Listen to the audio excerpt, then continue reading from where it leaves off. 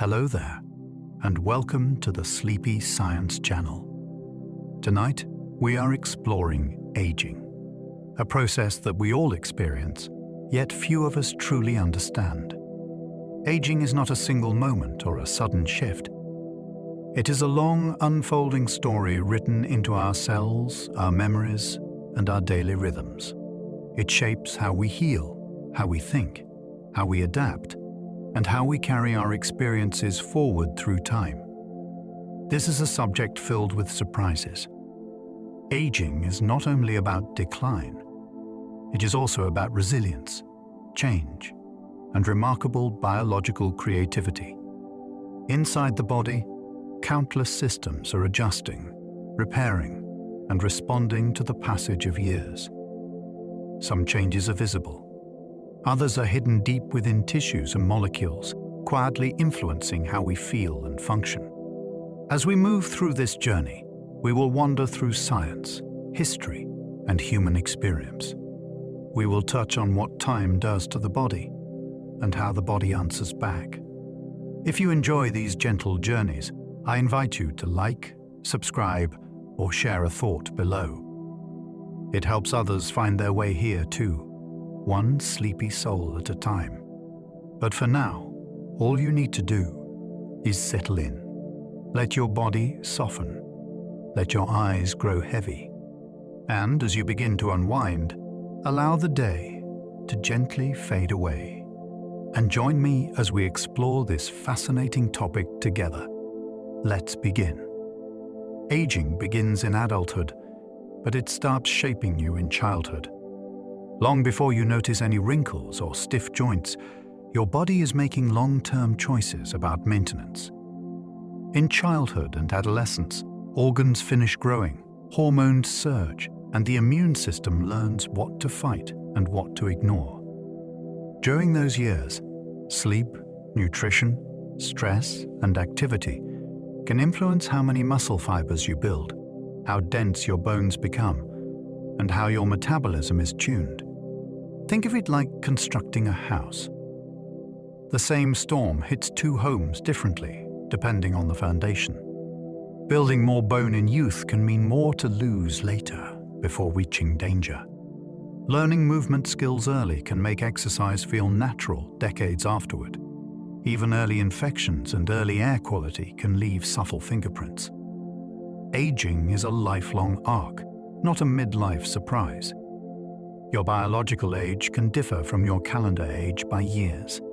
Two people can share the same birthday and feel like they live in different bodies. One climbs stairs with ease. The other feels winded and sore. That gap is what people mean by biological age. It shows up in measurable ways like resting heart rate, blood pressure, waist size, blood sugar control, and how quickly you recover after a hard day. Some clinics also look at inflammation markers in blood and at how well your body handles a short burst of effort.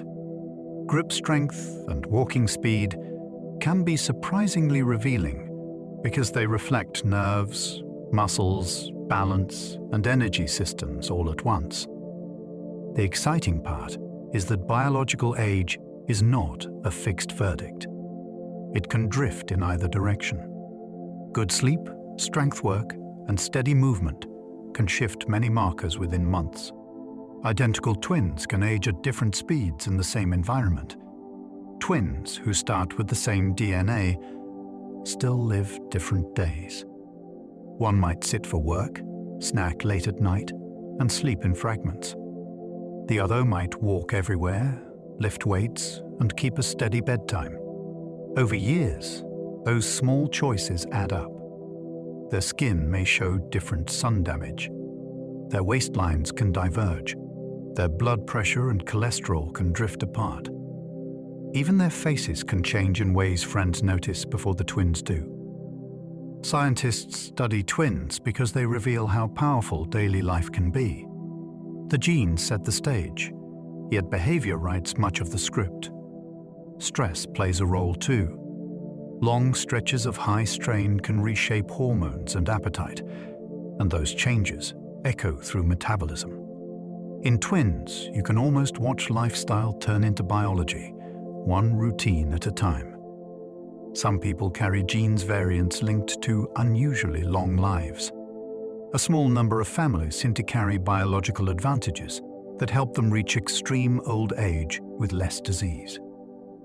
Researchers have found links to variants in genes involved in cholesterol handling, insulin signaling, and cell repair. One well-known example is a variant near FOXO3, which appears more often in long-lived populations. Other studies point to changes that keep harmful cholesterol patterns in check, which can protect blood vessels for decades. Genetics does not guarantee a long life, and it does not excuse harmful habits. Still, it can tilt the odds. What fascinates scientists is how these variants often influence the same themes. They nudge the body towards steadier metabolism, calmer inflammation, and better maintenance. In a way, these genes act like a slightly better toolkit. The body still must use it well, but the tools are sharper. Your brain can shrink with age, yet it can also rewire itself. The brain changes across the lifespan, and not all change is loss. Some regions can become smaller over time, especially in areas involved in memory and processing speed. Yet the brain also remains adaptable. When you practice a skill, networks strengthen and connections become more efficient. Learning a language, playing an instrument, or training balance can recruit new circuits. Even after injury, the brain can reroute signals and find new pathways. Older adults often show a different kind of intelligence too. They can draw on deep pattern recognition, emotional insight, and experience with consequences. That can offset slower recall. The brain is not a single battery that drains. It is more like a city that keeps renovating. Some streets narrow, some new roads open, and traffic patterns change. What you repeatedly do and focus on helps decide which routes stay busy. Muscles can weaken with age, but strength training can reverse much. Muscle loss with age can feel like a quiet theft. You do less without noticing. Then stairs feel steeper and bags feel heavier. Part of this comes from lower muscle building signals, and part comes from simply using muscles less. The hopeful truth is that muscle remains trainable far into later life. When you challenge a muscle with resistance, the fibers respond by repairing and growing. Nerves also learn to recruit more of the muscle you already have. That is why early progress can feel first. Stronger legs improve balance and reduce fall risk. Stronger back and hips can ease joint strain. Even short sessions can matter if they are consistent and safe. The transformation is not only cosmetic. Muscle acts as a metabolic engine that helps manage blood sugar and supports independence. Strength training is one of the closest things we have to turning back functional time. Your immune system slowly changes, and infections can hit harder. The immune system is a living memory, and it has limits. Over decades, it spends resources fighting new threats and maintaining defenses against old ones. The organ that helps train fresh immune cells shrinks with age, so the supply of new recruits slows. At the same time, the body can drift into a background state of low-grade immune activation. That means defenses are partly busy even when there is no clear danger. When a new virus arrives, the response may be slower and less coordinated. That is one reason older adults can face higher risks from flu, pneumonia, and shingles. It also explains why vaccines and boosters can be so important. They give the immune system a rehearsal. They help it respond faster when the real exposure comes. Aging is not just about strength. It is also about readiness, and the immune system is a key part of that story. Some age-related changes are damage, and some are useful adaptation. It is tempting to treat every change as a breakdown. Biology is rarely that simple. Some changes reflect wear, like accumulated tiny injuries to tissues or gradual loss of repair speed. Other changes can be the body choosing safety over performance. A slower metabolism can help conserve energy when resources are uncertain. A less explosive immune response can reduce the risk of the body attacking itself. Even sleep shifting earlier can align with changes in light sensitivity and daily energy patterns. The tricky part is that adaptations can become problems in a modern world. Energy conservation can turn into weight gain when food is abundant. Reduced repair can turn small issues into chronic ones when movement declines. Aging is a balance between protecting the body and keeping it capable. Seeing that balance helps the topic feel less like a doom story and more like a design story. Your body is always negotiating with time. Cells can enter a zombie-like state and disrupt nearby tissues. Sometimes a cell gets too damaged to divide safely. Instead of dying, it can slip into a standby mode where it stays alive but stops doing its original job. This can be protective because it prevents the cell from copying damage into new cells. The problem is what happens next. These lingering cells can release distress signals and inflammatory chemicals into the surrounding tissue. Nearby healthy cells may start acting differently. Repair slows. The local environment can become irritated and less stable. Over time, clusters of these cells can contribute to stiffness, delayed healing, and changes in organ function.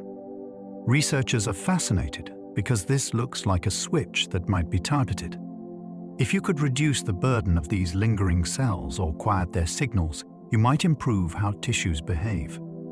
It is a vivid reminder that aging is not only about cells failing. It is also about cells sending the wrong messages. Scientists can partly reset cellular age in lab settings, in animals.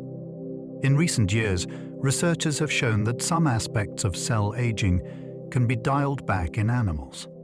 The idea comes from reprogramming. Cells carry a history of chemical marks that influence which genes are active.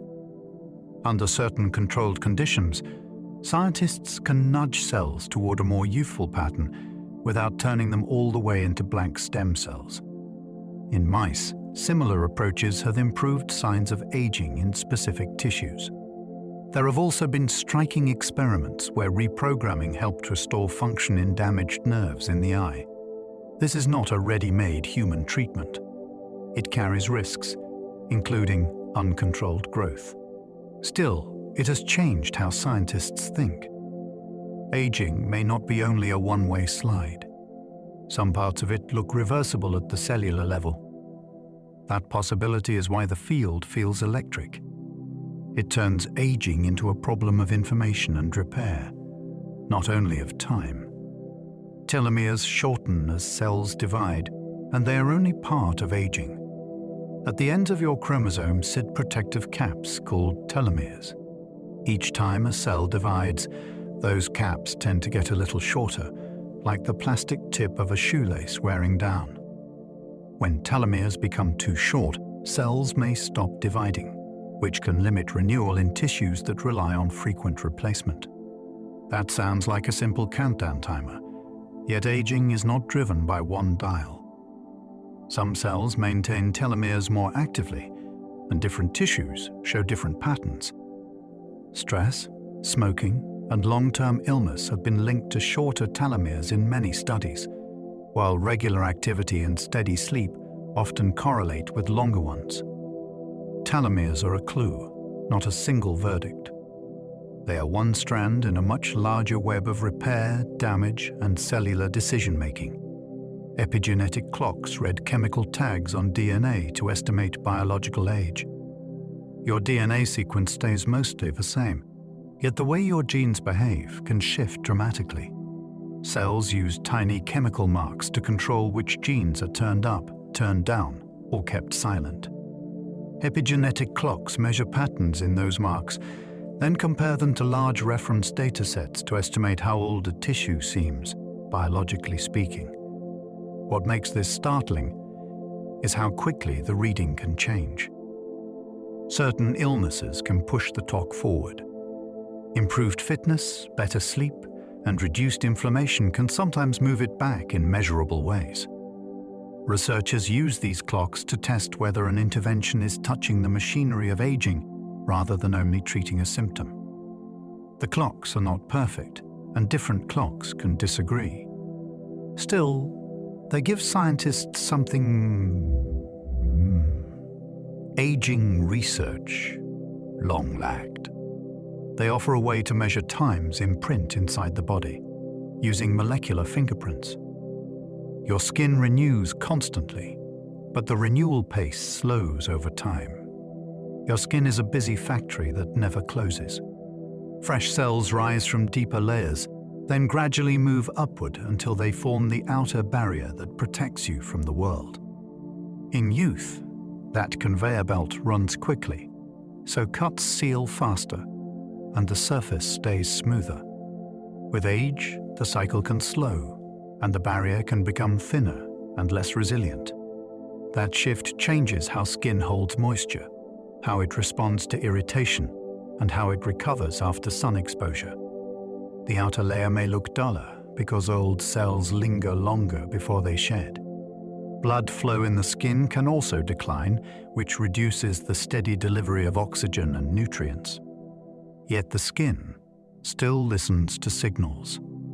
Consistent sun protection, good nutrition, and treating dryness can support that barrier. The story is not a sudden collapse.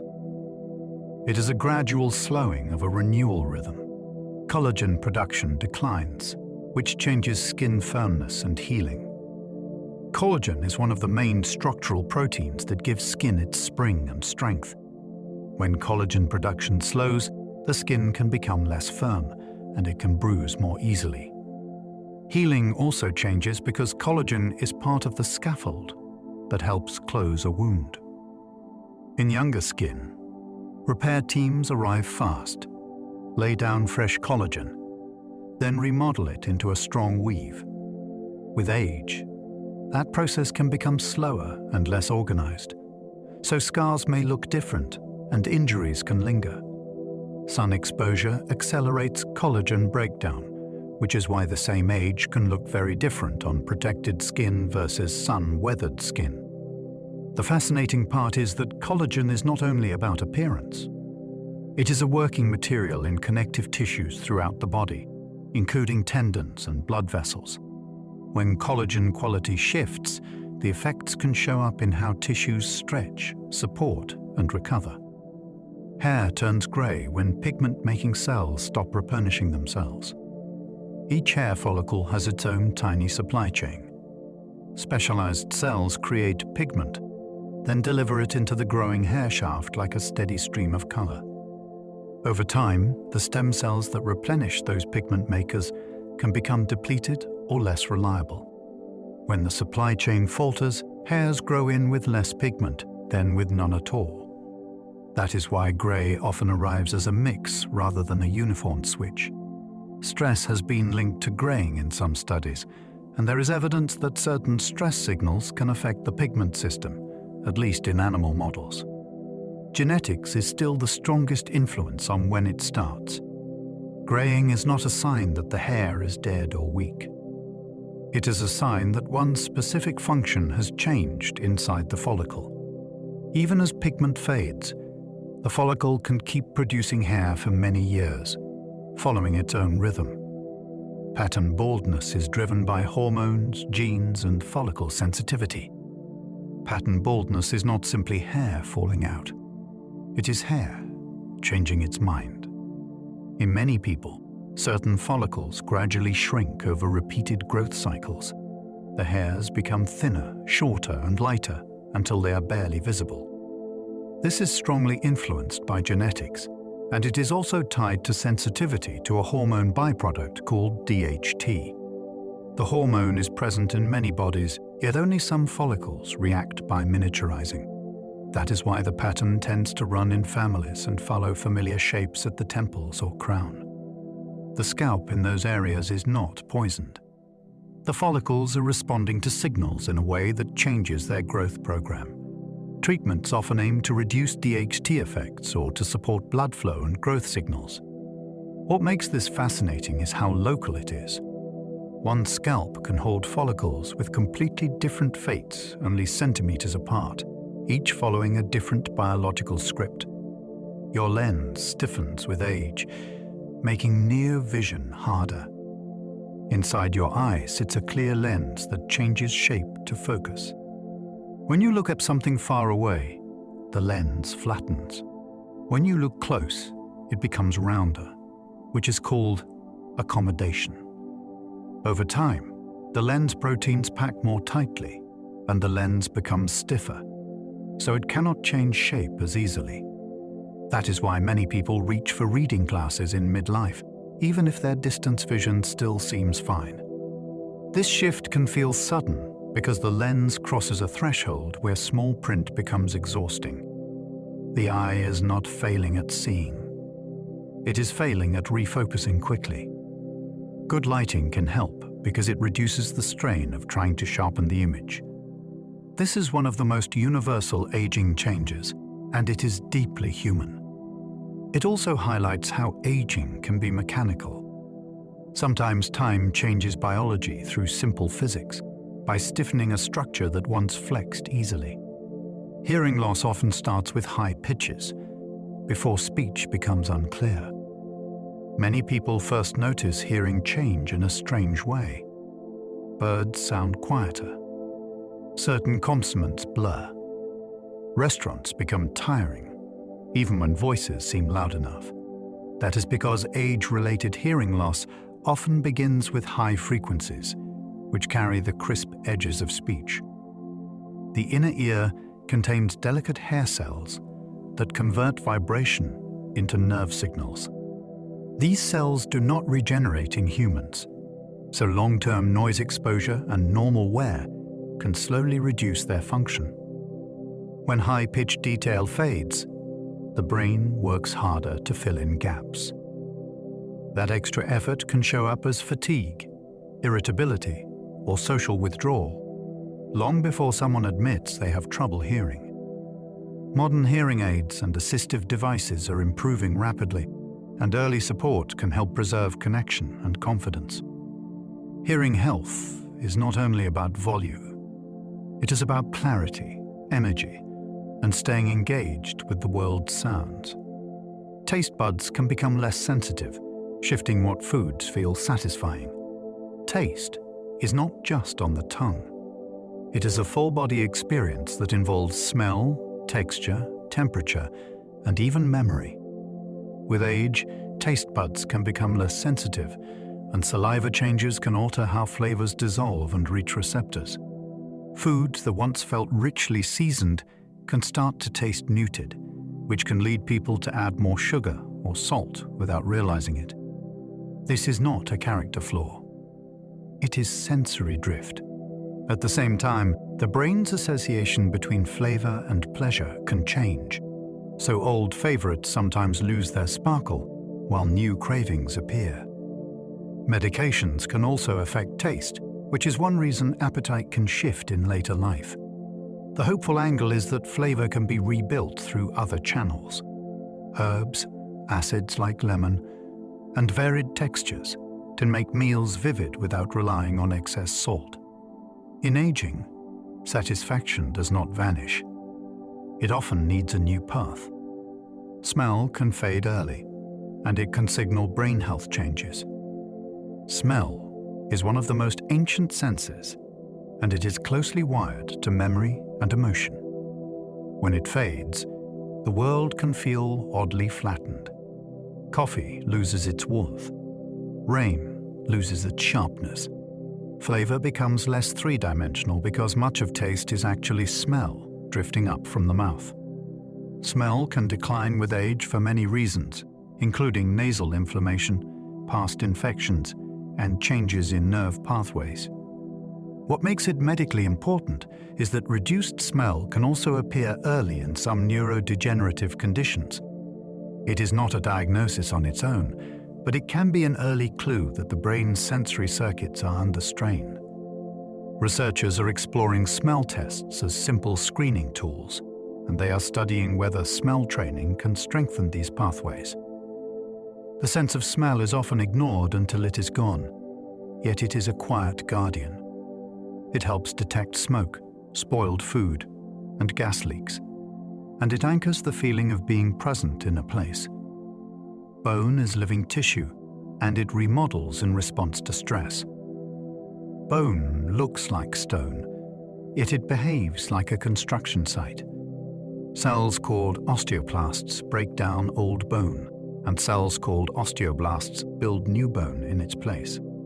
This remodeling happens continuously, and it responds to the forces you place on your skeleton.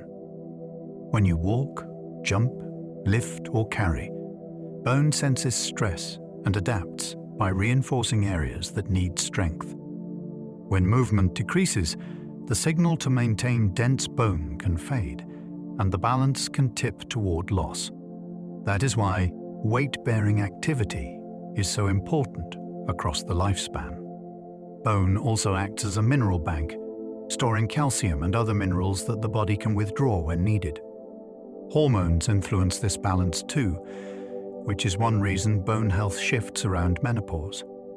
The thrilling idea is that bones are not passive supports. They are living structures that listen, respond, and reshape themselves. Your skeleton is constantly rewriting itself based on how you live. Osteoporosis risk rises when bone breakdown outpaces bone rebuilding.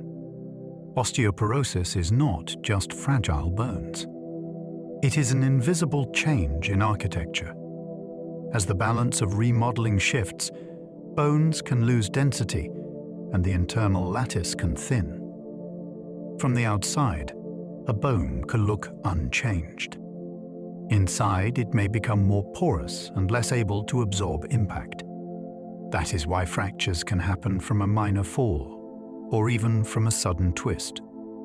Risk increases with age, and it also depends on genetics, hormones, nutrition, and long periods of inactivity. The condition often stays silent until a fracture happens, which makes screening so valuable. The spine, hip, and wrist are common sites because they bear force or catch the body during a fall. What is encouraging is that bone responds to targeted stress, and treatments can slow breakdown or encourage rebuilding. Osteoporosis is not a moral failure. It is a biological tipping point, and it can often be pushed back towards stability with the right support. Balance relies on tiny inner ear sensors that can degrade with age. Balance feels effortless until it does not. Behind that ease is a set of delicate sensors in the inner ear that detect rotation and acceleration. Tiny structures respond to movement and send signals to the brain about where your head is in space. Your eyes add visual cues, and your feet provide touch feedback about the ground. The brain blends all of it into a single feeling of stability. With age, the inner ear sensors can lose sensitivity, and nerve signaling can slow. Vision changes and weaker muscles can add to the challenge. That is why balance can become wobbly in the dark or on uneven ground. The remarkable part is that balance is trainable. Simple practices like standing on one foot near a counter, Tai Chi, or slow controlled turns can strengthen coordination. When balance improves, life expands. Confidence returns and movement becomes less cautious. In aging, preventing a fall is not only about safety, it is about freedom. Reaction time often slows, but experience can improve decision accuracy. There is a reason older drivers may hesitate longer at a busy junction. Reaction time can slow as nerve signaling and processing speed change. Yet that is only half the story. Experience builds a library of patterns, and that library can make decisions smarter. An older adult may notice hazards earlier, predict what another person will do, and choose a safer option. This is why expertise can feel calm. It is not rushed. It is informed. In many tasks, accuracy matters more than raw speed.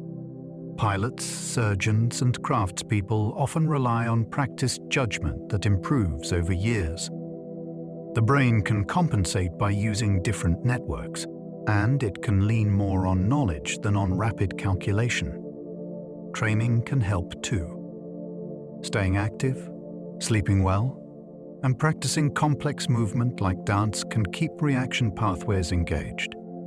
Aging can slow the quick spark, yet it can deepen the steady flame. The goal becomes wise speed, not frantic speed.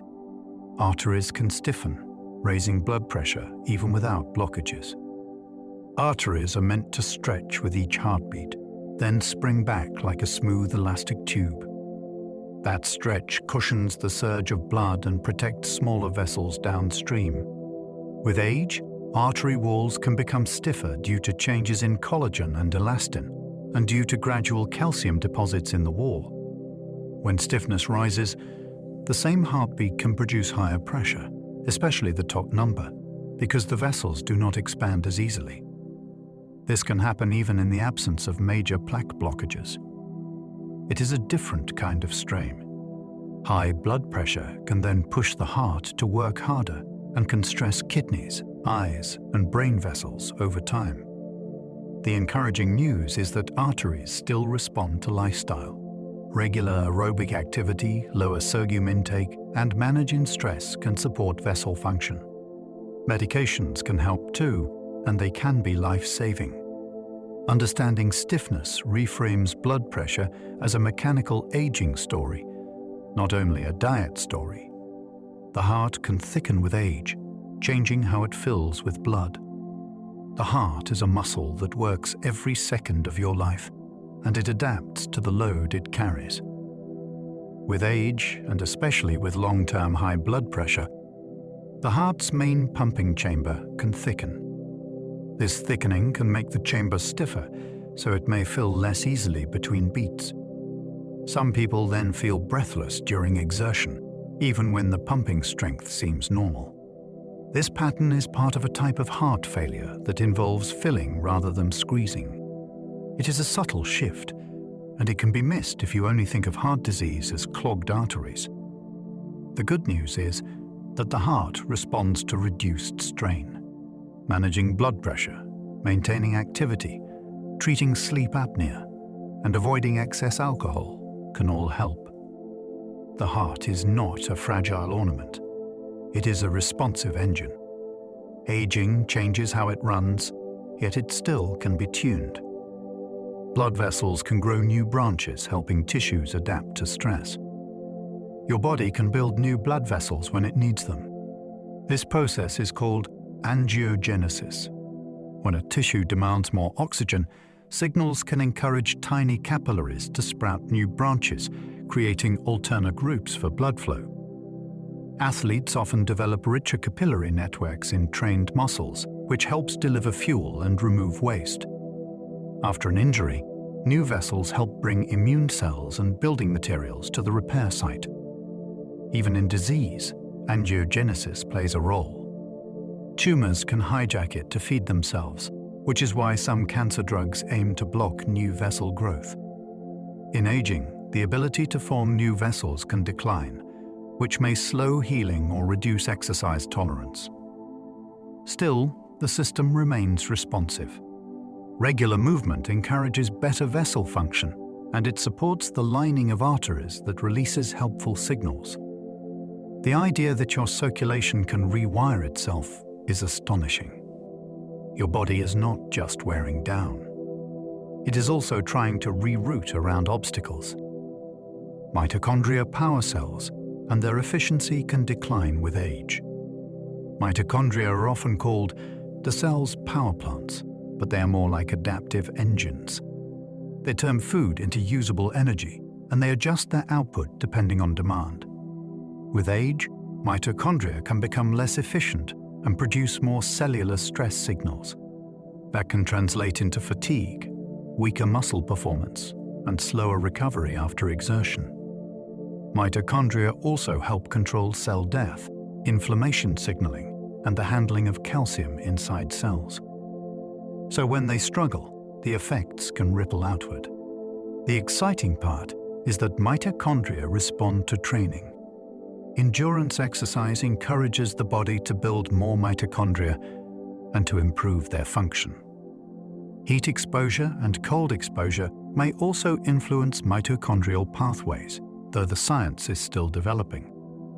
Sleep supports mitochondrial repair too, since energy systems need downtime. In a very real sense, your daily habits tell your mitochondria what kind of world they should prepare for. If life demands effort, mitochondria adapt. If life is sedentary, they downshift. Oxidative damage can build up, but your body also repairs constantly. Every breath you take fuels metabolism, and metabolism produces reactive molecules that can nick DNA, proteins, and cell membranes. This is oxidative damage. It sounds alarming, yet it is also normal. Your body has a whole repair and cleanup crew, including enzymes that neutralize reactive molecules and systems that replace damaged parts. Aging may involve a gradual mismatch between damage and repair, especially under chronic stress, poor sleep, or illness. What is fascinating is that reactive molecules are not purely harmful. They also act as signals. A short burst of exercise increases oxidative stress briefly, and that stress can trigger the body to strengthen its defenses. That is one reason movement can be protective. It trains resilience. Diet matters too, but not in a simple antioxidant shopping list way. The body's own systems are the main defense, and they are influenced by overall lifestyle. Oxidative damage is not a villain you can eliminate. It is a pressure you can balance. Chronic inflammation can rise quietly, a pattern called inflammaging. Inflammation is a powerful tool. It helps fight infections and repairs injuries. The trouble comes when inflammatory signals never fully turn off. With age, many people develop a subtle increase in background inflammation. It can come from stressed cells, extra visceral fat, gum disease, poor sleep, or repeated infections. This low-level state does not feel like a fever. It feels like the slow fog behind many conditions, from artery disease to frailty. Researchers call this inflammaging because it links immune signaling to the aging process itself. The more intriguing idea is that inflammation is both a driver and a response. As tissues become less efficient at repair, they may trigger more immune activity, and that immune activity can further strain tissues. It becomes a loop. Breaking the loop can involve boring-sounding habits that are actually powerful, like strength work, regular walking, better sleep, and treating chronic infections. Inflammaging turns aging into a systems story. It is not one organ failing. It is the whole body's conversation getting noisier over time. Sleep architecture changes, with less deep sleep and more awakenings. In younger years, sleep often drops you quickly into deep stages that feel like a full body reset. As people age, that deep portion can shrink, and lighter stages can take up more of the night. You might wake more easily from small sounds, or you might surface briefly without remembering it. This matters because deep sleep supports physical restoration, while dream-rich stages support other kinds of brain work. When the balance shifts, mornings can feel less refreshed even after a decent number of hours. The change can be worsened by pain, medications, alcohol, or sleep apnea, which becomes more common with age. The hopeful part is that sleep responds to routine. Morning daylight, regular movement, cooler bedrooms, and consistent wake times can improve depth and continuity. Sleep is not a switch you lose. It is a pattern you can often reshape. Circadian rhythms can shift earlier, changing when you feel sleepy. Many older adults find that evening arrives sooner in the body than it does on the clock. That is a circadian shift. The internal rhythm that times alertness and sleep can move earlier, so you feel ready for bed at night, then wake up at dawn with a mind that refuses to negotiate.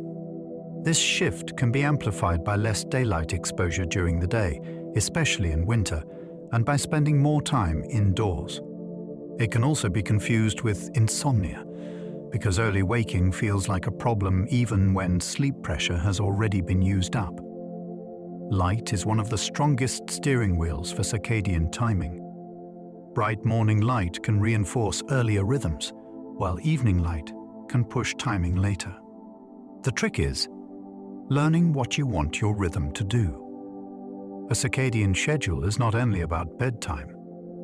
It influences hunger, body temperature, and mental sharpness across the whole day.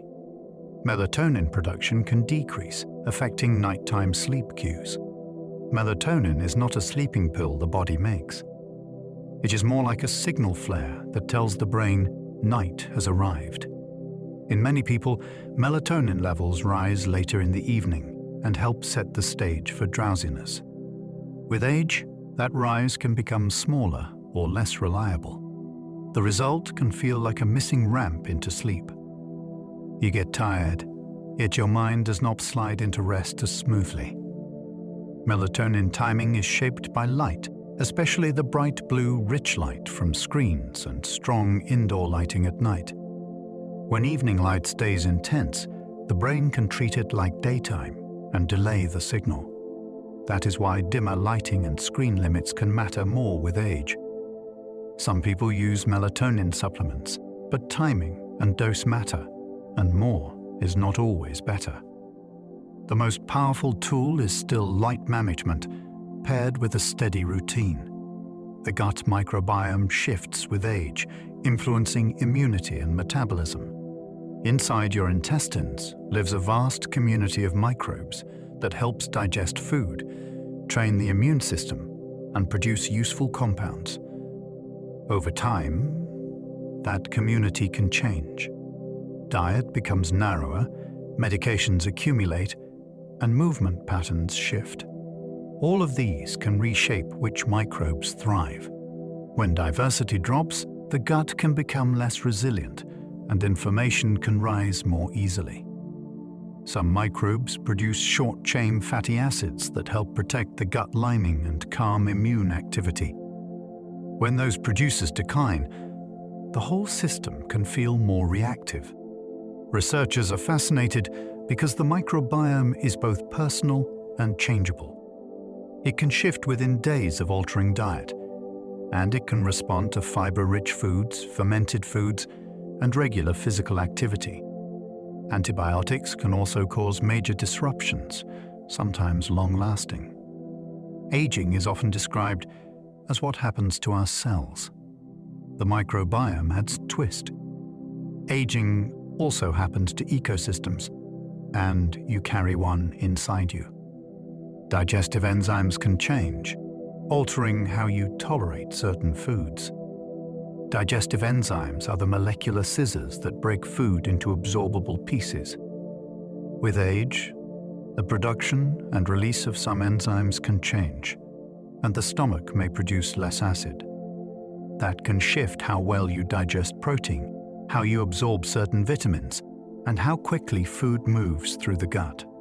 People sometimes notice new sensitivity to rich meals, higher fat foods, or large portions late in the day.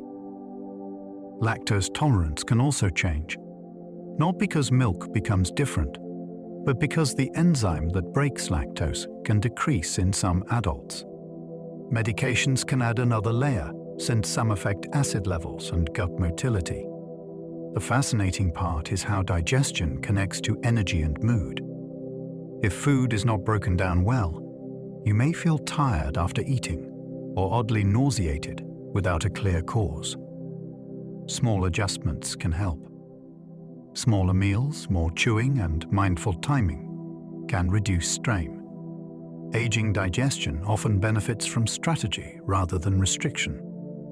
Metabolism often slows, but activity and muscle mass strongly matter. People talk about metabolism like it is a candle that simply burns down.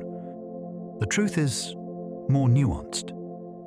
Resting energy use can decline with age, but a lot of that change is tied to loss of muscle and reduced overall movement. Muscle tissue burns more energy than fat tissue at rest, and it also soaks up blood sugar after meals. When muscle declines, the body becomes more efficient in a way that can backfire in a world of constant calories. This is why someone can gain weight while eating what used to feel normal. The exciting part is that metabolism is responsive. Adding strength training can rebuild muscle, and regular walking can raise daily energy use without feeling like punishment. Protein intake and sleep also influence appetite signals, which can change food choices without conscious effort.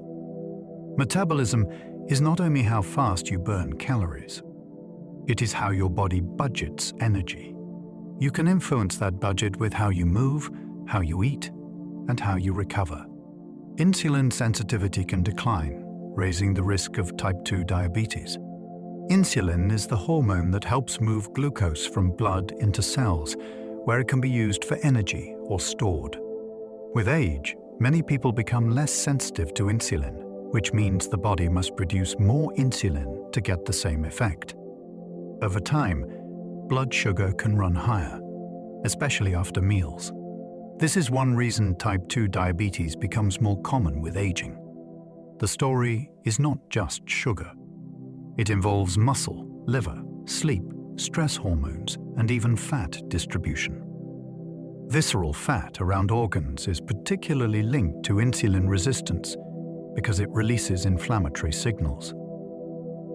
The hopeful truth is how quickly sensitivity can improve. A brisk walk after meals can lower blood sugar spikes. Strength training increases the number of glucose-hungry muscle fibers. Better sleep improves hormone balance, and reducing alcohol can help liver handling of glucose. Diabetes risk can feel inevitable, yet many parts of this pathway are adjustable. Your cells can become more welcoming to glucose when your lifestyle invites them to be. Liver function is resilient, but some detox pathways slow with age. The liver is a chemical factory that works around the clock. It processes nutrients, stores energy, builds proteins for blood, and breaks down many drugs. It is also famous for detox, but that word can mislead. Detox is not a single flush. It is a set of pathways that modify compounds so they can be safely removed. With age, blood flow to the liver can decline, and certain enzyme systems can become less efficient. That can change how strongly medications affect you and how long they stay in your system. It is one reason older adults often need careful dosing, especially when taking multiple drugs. Alcohol tolerance can also change because processing becomes slower, and the brain may feel the effects more intensely. Still, the liver remains remarkably tough. It can regenerate tissue after injury, and it can adapt to many stresses. Supporting the liver is less about dramatic cleanses and more about avoiding overload.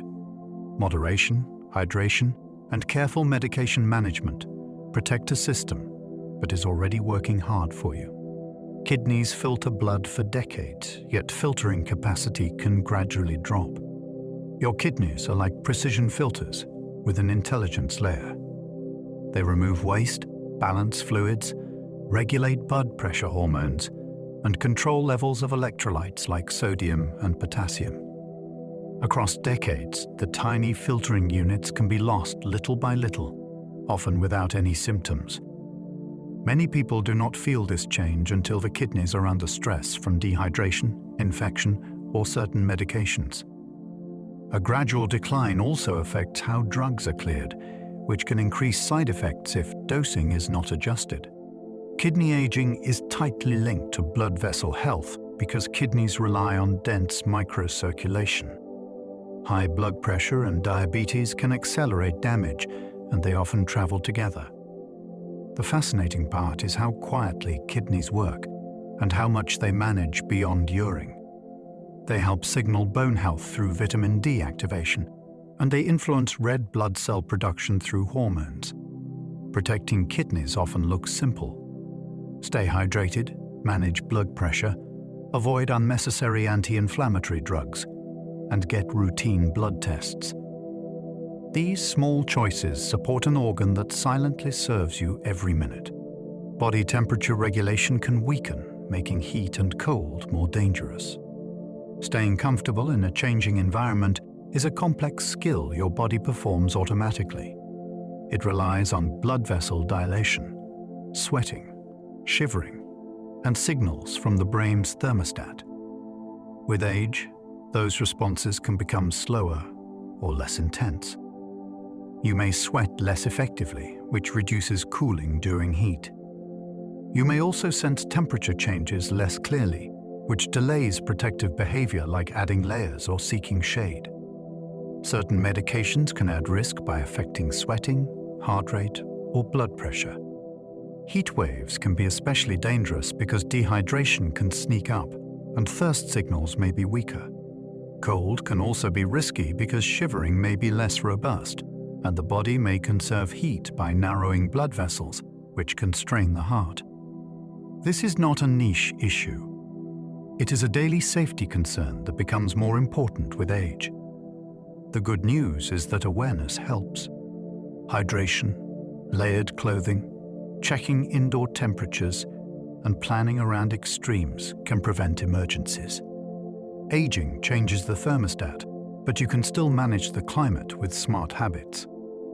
Your immune system remembers past infections, but responses can become less sharp. One of the immune system's greatest talents is memory.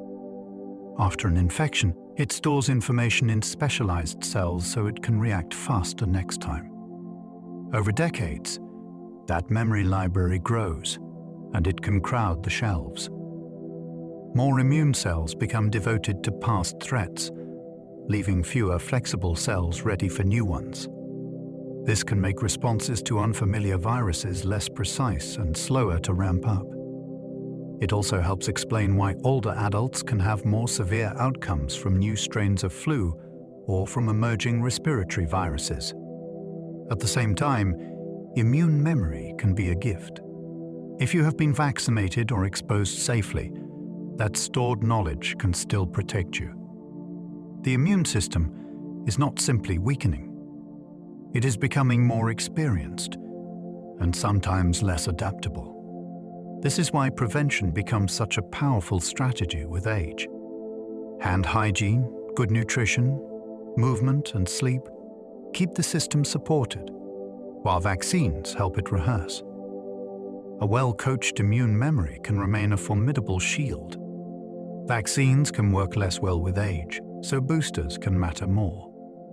Vaccines train the immune system by showing it a harmless version or piece of a germ, which allows the body to practice making antibodies and memory cells. With age, the training response can be smaller, and memory may fade faster. That does not mean vaccines stop working. It means the margin of protection can be thinner, and timing becomes more important. This is why higher-dose flu vaccines exist for older adults, and why shingles vaccination is strongly recommended later in life. Boosters are like refresher lessons. They raise antibody levels again and strengthen memory, so the immune system does not start from scratch. Vaccine response is also affected by sleep and stress. People who sleep well around vaccination often show better antibody production in studies. Nutrition and exercise support immune readiness too. The fascinating thing about vaccines is how they turn time into an ally. Aging can reduce immune flexibility, yet vaccines use planning and memory to keep protection strong. They help the immune system stay ahead of the next exposure rather than chasing it. Autoimmune conditions can change with age, sometimes easing or worsening. Autoimmune diseases happen when the immune system attacks the body's own tissues, mistaking them for threats. These conditions can behave differently across the lifespan because immune signaling changes with age and hormones shift. Some autoimmune symptoms can ease later in life, while others can flare or emerge for the first time. Rheumatoid arthritis, thyroid autoimmunity, and polymyalgia rheumatica show different age patterns, and each has its own rhythm. Diagnosis can be tricky in older adults because symptoms overlap with common issues like joint wear, fatigue, and anemia. Medications that calm autoimmune activity can also raise infection risk, which becomes more important as immune defenses shift. What makes this topic so fascinating is that it reveals the immune system's double nature. The same machinery that saves you from infection can harm you when it misreads the body. Aging changes the immune system's tuning, and that tuning can change the course of autoimmune disease. Understanding that can lead to better treatment strategies and fewer missed signs. Wounds can heal more slowly, partly due to weaker blood supply. Healing is like building a bridge under pressure. First, the body stops bleeding, then immune cells clean the area, then new tissue is laid down, and finally the structure is remodeled and strengthened. With age, several steps can slow, and blood supply is a key reason. Blood brings oxygen, nutrients, and the cells that coordinate repair. When circulation is reduced, the repair crew arrives late and works with fewer resources. Diabetes, smoking history, and vascular disease can make this much worse. Skin may also be thinner, which gives less support during repair. This is why small cuts on the legs can linger in older adults, and why pressure sores can become serious quickly. The good news is that you can support healing with careful basics. Keep wounds clean, protect them from repeated trauma, eat enough protein, and manage blood sugar. Checking footwear, improving mobility, and treating swelling can also help. Slow healing is not only a skin problem. It is a whole body signal that circulation and metabolism need attention. Scars form from collagen patterns that can shift with age. A scar is not simply a mark.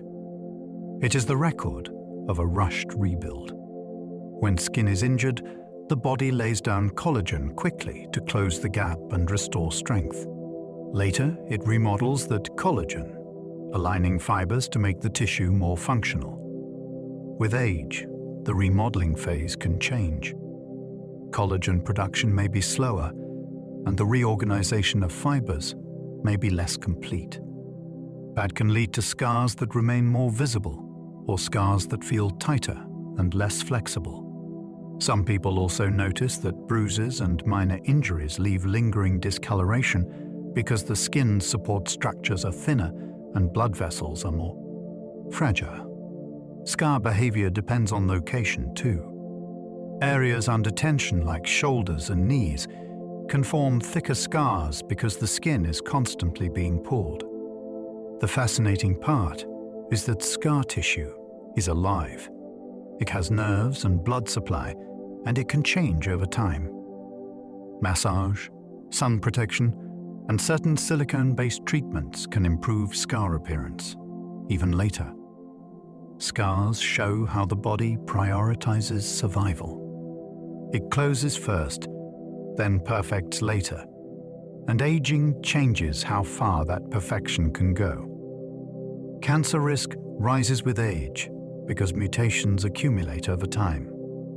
Every time a cell divides, it must copy its DNA, and copying is incredibly accurate, but not flawless. Over decades, tiny changes can accumulate, especially in tissues that renew often. Add in environmental exposures like tobacco smoke, UV light, and chronic inflammation, and the odds of harmful mutations rise. Most mutated cells never become cancer because the body has safeguards. Cells can repair DNA, cells can self-destruct, and the immune system can remove suspicious cells. Cancer occurs when multiple safeguards fail in the same cell line, allowing uncontrolled growth and survival. That takes time, which is why age is a powerful risk factor. The story is not hopeless. Screening catches cancers earlier when treatment is more effective. Lifestyle matters too. Quitting smoking, protecting skin from sun, maintaining healthy weight, and limiting alcohol all reduce risk. What makes cancer biology so gripping is that it is evolution happening inside you. Cells compete, adapt, and sometimes cheat. Understanding that process has led to targeted therapies that treat cancer based on its mutations rather than its location, which is changing outcomes for many patients. Some cancers are tied to chronic inflammation and tissue damage. When tissue is inflamed for long periods, cells are pushed into repeated cycles of injury and repair. Each cycle requires cell division, and each division is an opportunity for mistakes. Inflammation also brings chemical signals that can encourage growth, increase blood vessel formation, and suppress some immune responses. Over years, that environment can become fertile ground for cancer development. Examples include certain colon cancers linked to long-standing inflammatory bowel disease and liver cancer linked to chronic hepatitis infection. Even reflux that repeatedly irritates the esophagus can change tissue structure and raise cancer risk in some people. This connection is one reason prevention can look surprisingly ordinary. Treat infections early. Manage chronic inflammatory diseases. Protect tissues from repeated chemical or mechanical damage. The most fascinating part is that the same immune system that causes inflammation can also fight cancer. It is a double-edged system. Modern immunotherapies try to tip the balance toward protection by helping immune cells recognize and attack tumors. Inflammation is not merely discomfort. It is a biological context that can shape long-term destiny for cells. DNA repair systems exist in every cell, and they work non-stop. Your DNA is constantly under attack from radiation, reactive molecules from metabolism, and errors during copying. If DNA were a book, it would be handled with greasy hands while being photocopied in a windy room. Yet most of the text stays readable because cells have multiple repair teams. Some systems fix single letter changes, others repair breaks in the DNA backbone, and others cut out damaged sections and patch in clean copies. This repair work happens every day, often without you ever noticing. Aging may involve a gradual decline in repair efficiency, or a growing load of damage that outruns the repair crews. Some rare genetic disorders that impair repair lead to early aging-like symptoms, which hints at how central repair is to longevity. Repair is also linked to cancer prevention, since unrepaired DNA changes can drive uncontrolled growth. What makes this so awe-provoking is the scale. Trillions of cells are doing microscopic maintenance all the time, like a city where every building has its own emergency crew. You are alive because your cells are great at fixing their own instructions.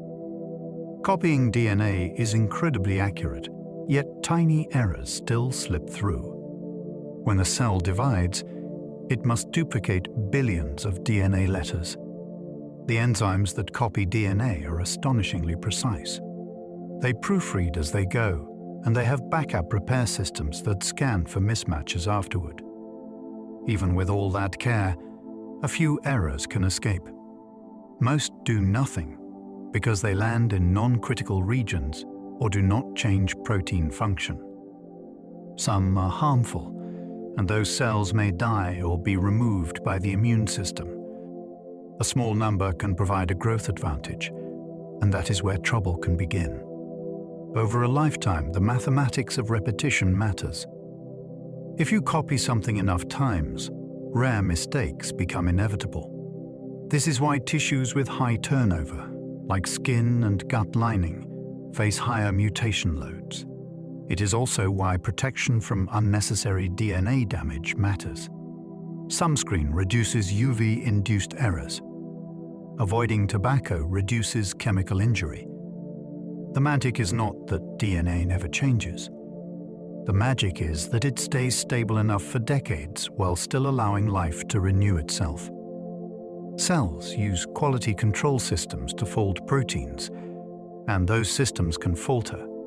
Proteins are not just strings of amino acids. They must fold into precise shapes to work, like keys that fit specific locks. Cells have a quality control network that helps proteins fold correctly, refolds them when they slip, and breaks them down when they are beyond repair. This includes chaperone proteins that guide folding and disposal systems that shred damaged proteins into reusable parts. With age, the burden grows. Oxidative stress, metabolic strain, and repeated inflammation can increase the number of proteins that misfold. If cleanup systems lag, faulty proteins can accumulate and interfere with cell function. This is one reason protein aggregation is linked to neurodegenerative diseases. It is also why heat shock responses, which boost chaperone activity, are a hot topic in aging research. Exercise can stimulate some of these protective pathways too. The awe here is that your cells run a constant inspection line. They do not only make molecules, they also manage them, repair them, and recycle them. Aging may be, in part, what happens when the inspection line slows while production continues. Misfolded proteins can clump, and some clumps harm brain cells. Proteins are meant to fold into precise shapes, and shape is how they do their job. When folding goes wrong, a protein can become sticky, and sticky proteins can begin to gather into clumps. Some clumps are cleared away, yet others resist cleanup and start to interfere with how cells function. In the brain, this can be especially serious because neurons are built for long lives, not quick replacement. A small disruption can ripple through communication, energy use, and waste handling. Scientists link certain protein aggregates to disorders like Alzheimer's and Parkinson's, though the full story is still unfolding. What makes this eerie and fascinating is that the damage is not caused by a foreign invader. It can start with the body's own molecules losing their shape. Aging increases the odds of misfolding because cellular housekeeping becomes less efficient and the workload grows. The brain clears waste during sleep using a fluid-driven system. While you sleep, your brain does not simply switch off. It shifts into maintenance mode. A network of channels allows cerebrospinal fluid to move through brain tissue and help wash away metabolic waste. Researchers call this the lymphatic system, and it seems to work best during deeper stages of sleep. That means sleep is not only rest for the mind. It is also cleanup for the brain's chemistry. When sleep is shortened or broken up, this waste clearance may be less effective, and certain waste proteins may linger longer than they should. The fascinating part is how physical it is. Fluid movement, pressure changes, and the swelling and shrinking of cells all seem to affect the flow. It is plumbing and biology woven together. This is why people talk about sleep as brain hygiene. Night after night, the brain is trying to rinse itself, then return you to waking life a little clearer. Memory for names can slip, while story memory can stay strong. For many people, names become slippery with age. You recognize a face, you know the person, and the name sits just out of reach. That frustration is common because names are arbitrary labels, and they rely on quick retrieval of a specific sound pattern. Stories are different. A story has meaning, emotion, sequence, and context. Those features give the brain many hooks to grab. Even when a detail fades, the shape of the story can remain vivid. This is why an older adult might forget a new acquaintance's name, yet recount a childhood event with rich clarity. It is also why teaching through narrative can work so well across the lifespan. The brain does not store all memories in one drawer. It uses different networks for different kinds of remembering. Aging can slow the speed of retrieval, yet it can preserve the deeper web that holds experiences together. Vocabulary often grows with age, even when recall feels slower. Many people fear that getting older means losing mental sharpness across the board. Yet vocabulary often expands across adulthood, sometimes into late life. Words accumulate through reading, conversation, work, and the steady absorption of culture. Even if recall feels slower, the word knowledge can still be there, like a library that has grown enormous. The feeling of decline often comes from retrieval speed, not from loss of understanding. You may search for a word longer, then suddenly it arrives, perfectly intact. This difference matters because it reframes aging cognition. The mind is not only thinning out, it is also stocking up. Older adults often excel at comprehension, nuance, and interpreting tone, partly because they have heard more variations of human life. This can show up in writing, teaching, counseling, and storytelling. The exciting twist is that learning new words later in life is still possible, and it can be joyful. Your brain keeps building its dictionary as long as you keep feeding it language. Emotional regulation often improves, a change seen across many cultures. There is a quiet upgrade many people gain with age, and it is emotional balance. Across cultures, older adults often report fewer extreme mood swings and a stronger ability to let minor irritations pass. This does not mean life gets easier.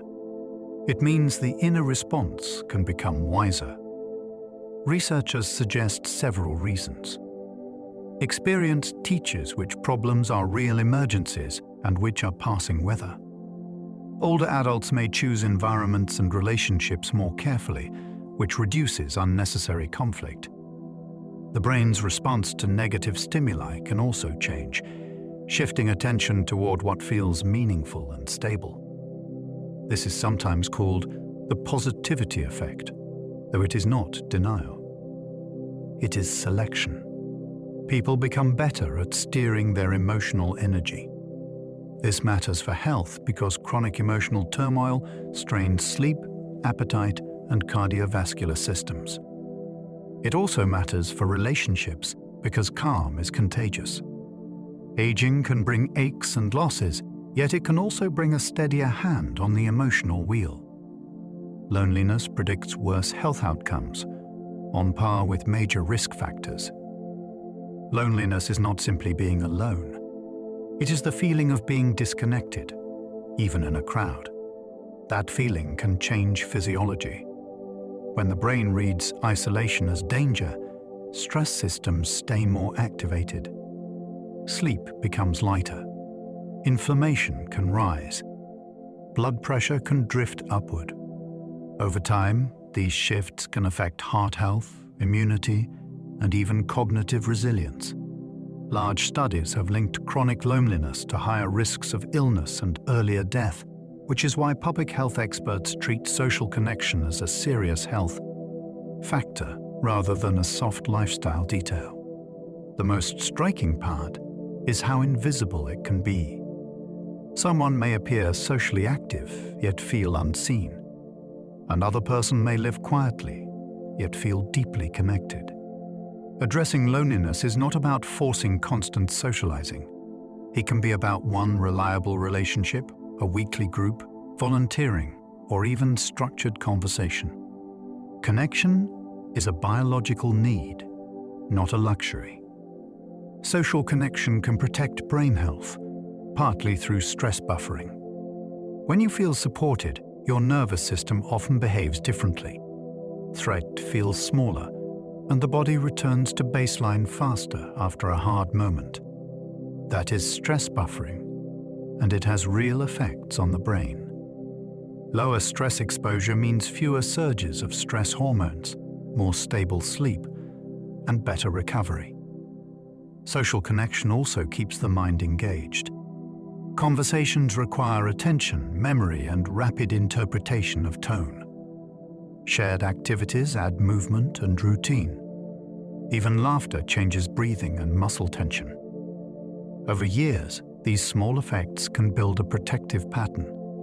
Researchers have found associations between stronger social ties and lower risk of cognitive decline, though the relationship is complex and influenced by health, income, and opportunity. Still, the theme holds. Brains do well in networks, and humans are built for networks. Connection is not only emotional comfort. It is cognitive exercise that arrives wrapped in warmth. A friend who checks in is not just being kind. They may be helping your biology stay steadier. Chronic stress can speed biological aging through hormonal pathways. Stress is useful in short bursts. It sharpens attention and mobilizes energy. The trouble begins when stress becomes a long-term climate instead of a passing storm.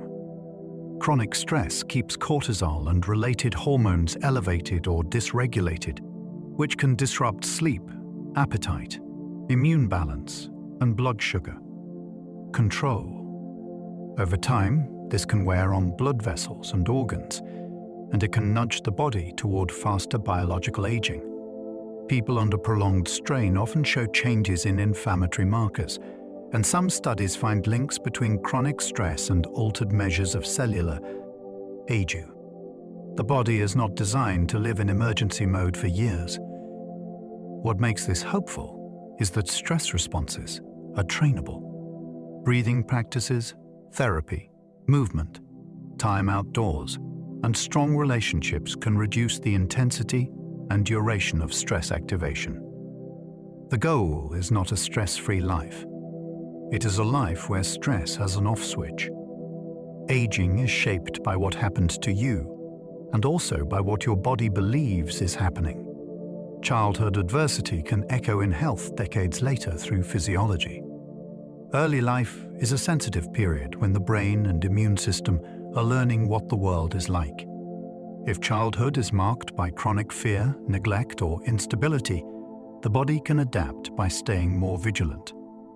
That vigilance can become a long-term pattern, with stress systems that react faster and recover more slowly.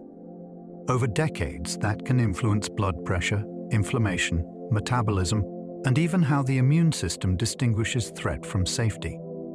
Researchers call this biological embedding, which means experiences become written into physiology. This is not destiny. Many people with difficult childhoods thrive, especially with support, safety, and healing relationships. Still, the link helps explain why health risks can cluster later in life without a single obvious cause. It also reframes compassion.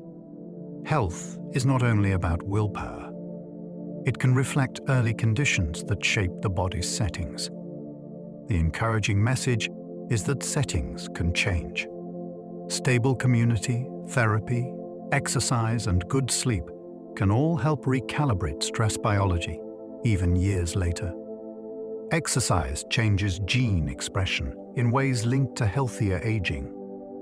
When you exercise, you are not only burning fuel, you are sending messages to your genes. Physical activity triggers signaling pathways that turn certain genes up and others down, shaping how cells handle inflammation, energy production, and repair. This is why exercise can influence many systems at once, from mood to blood pressure to insulin sensitivity. Some changes happen quickly, even after a single workout. Others build with consistency, like improved mitochondrial function and better regulation of immune responses. Scientists sometimes describe exercise as a drug with hundreds of active ingredients. Except your body makes those ingredients itself. Different types of movement produce different signals. Strength training emphasizes muscle rebuilding and metabolic support. Endurance work emphasizes cardiovascular efficiency and energy systems. Even walking can shift gene activity in meaningful ways when done regularly. The most exciting part is that these benefits can appear at almost any age. You do not need an athletic past. Your cells respond to the message you send today. Strength training can increase bone density even later in life. Bone responds to load. When muscles pull on bone during resistance exercise, bone cells sense that strain and begin reinforcing the structure. This matters because bone density often declines with age, and the decline can accelerate after major hormonal shifts, especially in women. Strength training does not require extreme weights to be effective.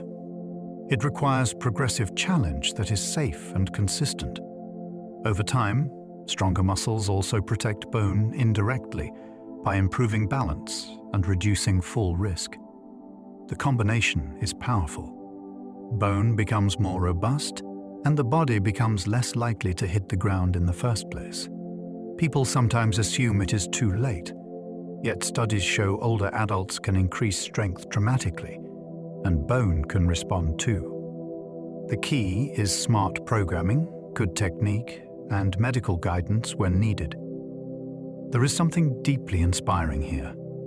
Bone seems like a fixed material, yet it is alive. Even in later life, it can be persuaded to rebuild. Like a structure that learns, it is still needed. Aerobic fitness predicts longevity strongly across many population studies. Aerobic fitness reflects how well your heart, lungs, blood vessels, and muscles deliver and use oxygen. It is a whole body measure of capacity. In large studies, people with higher aerobic fitness tend to live longer and experience less chronic disease. This relationship is strong enough that some researchers treat fitness like a vital sign. What makes this fascinating is that fitness is not only about running marathons. It can be improved through walking hills, cycling, swimming, dancing, and any activity that raises breathing and heart rate in a sustained way.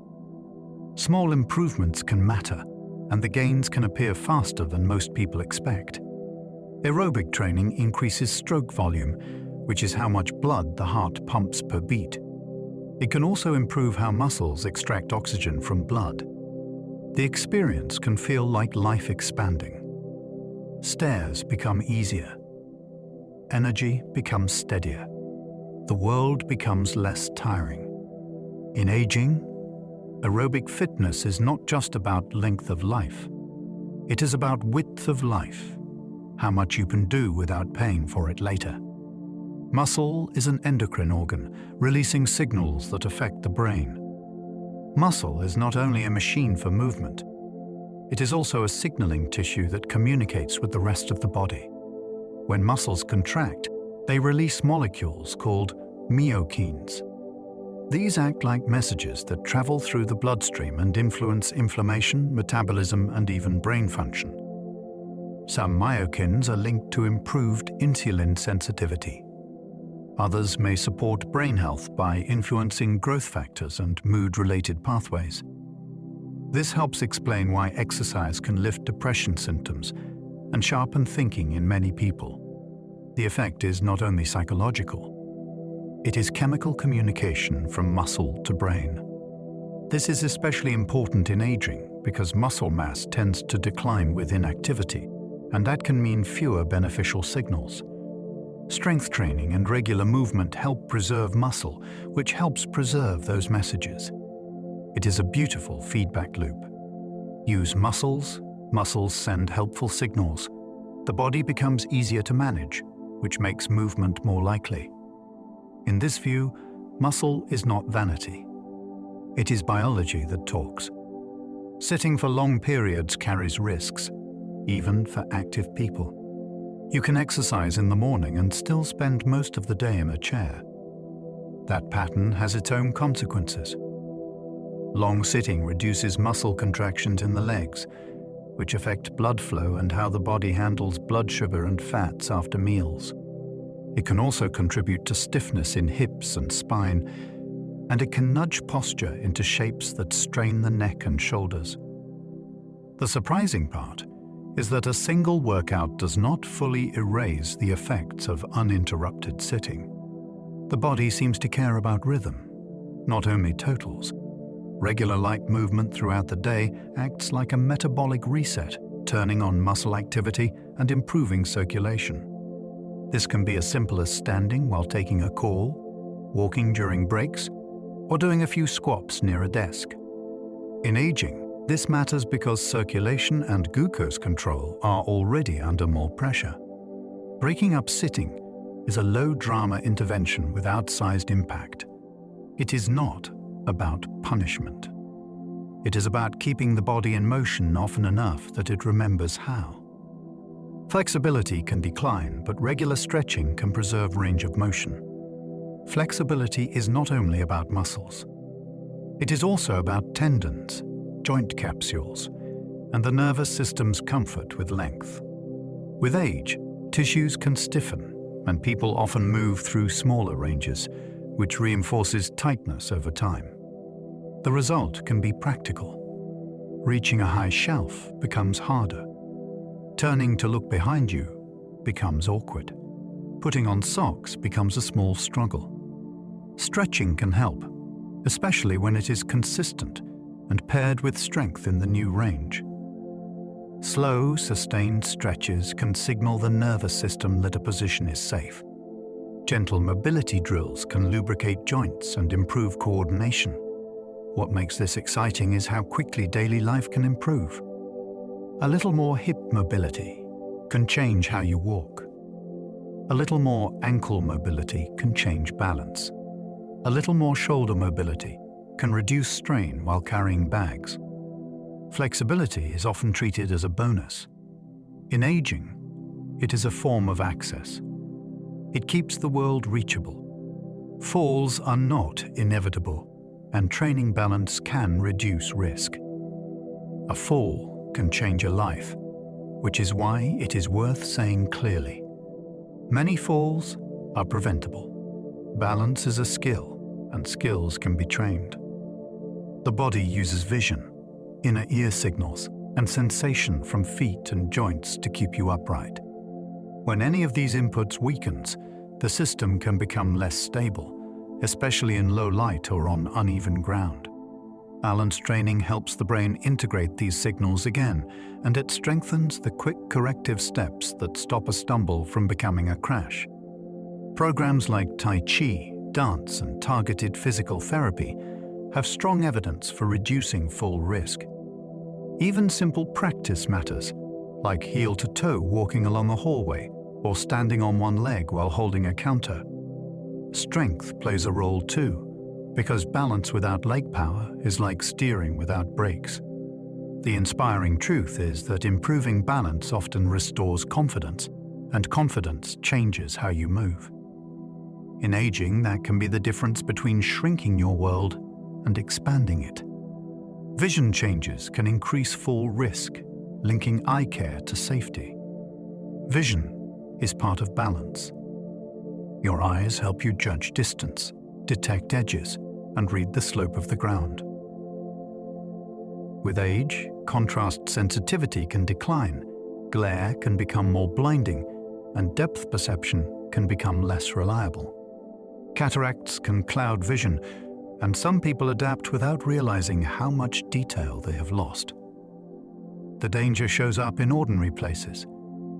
A dark rug edge, a poorly lit stair, a shiny wet floor, or a step that blends into its surroundings. These are visual traps. Good eye care becomes a safety strategy. Updated prescriptions, cataract treatment when appropriate, and managing conditions like glaucoma can reduce risk. Lighting is also powerful. Brighter bulbs, night lights in hallways, and reducing glare can change navigation dramatically. What is fascinating is how quickly the brain relaxes when vision is clear. The body moves with more certainty. Steps become more confident.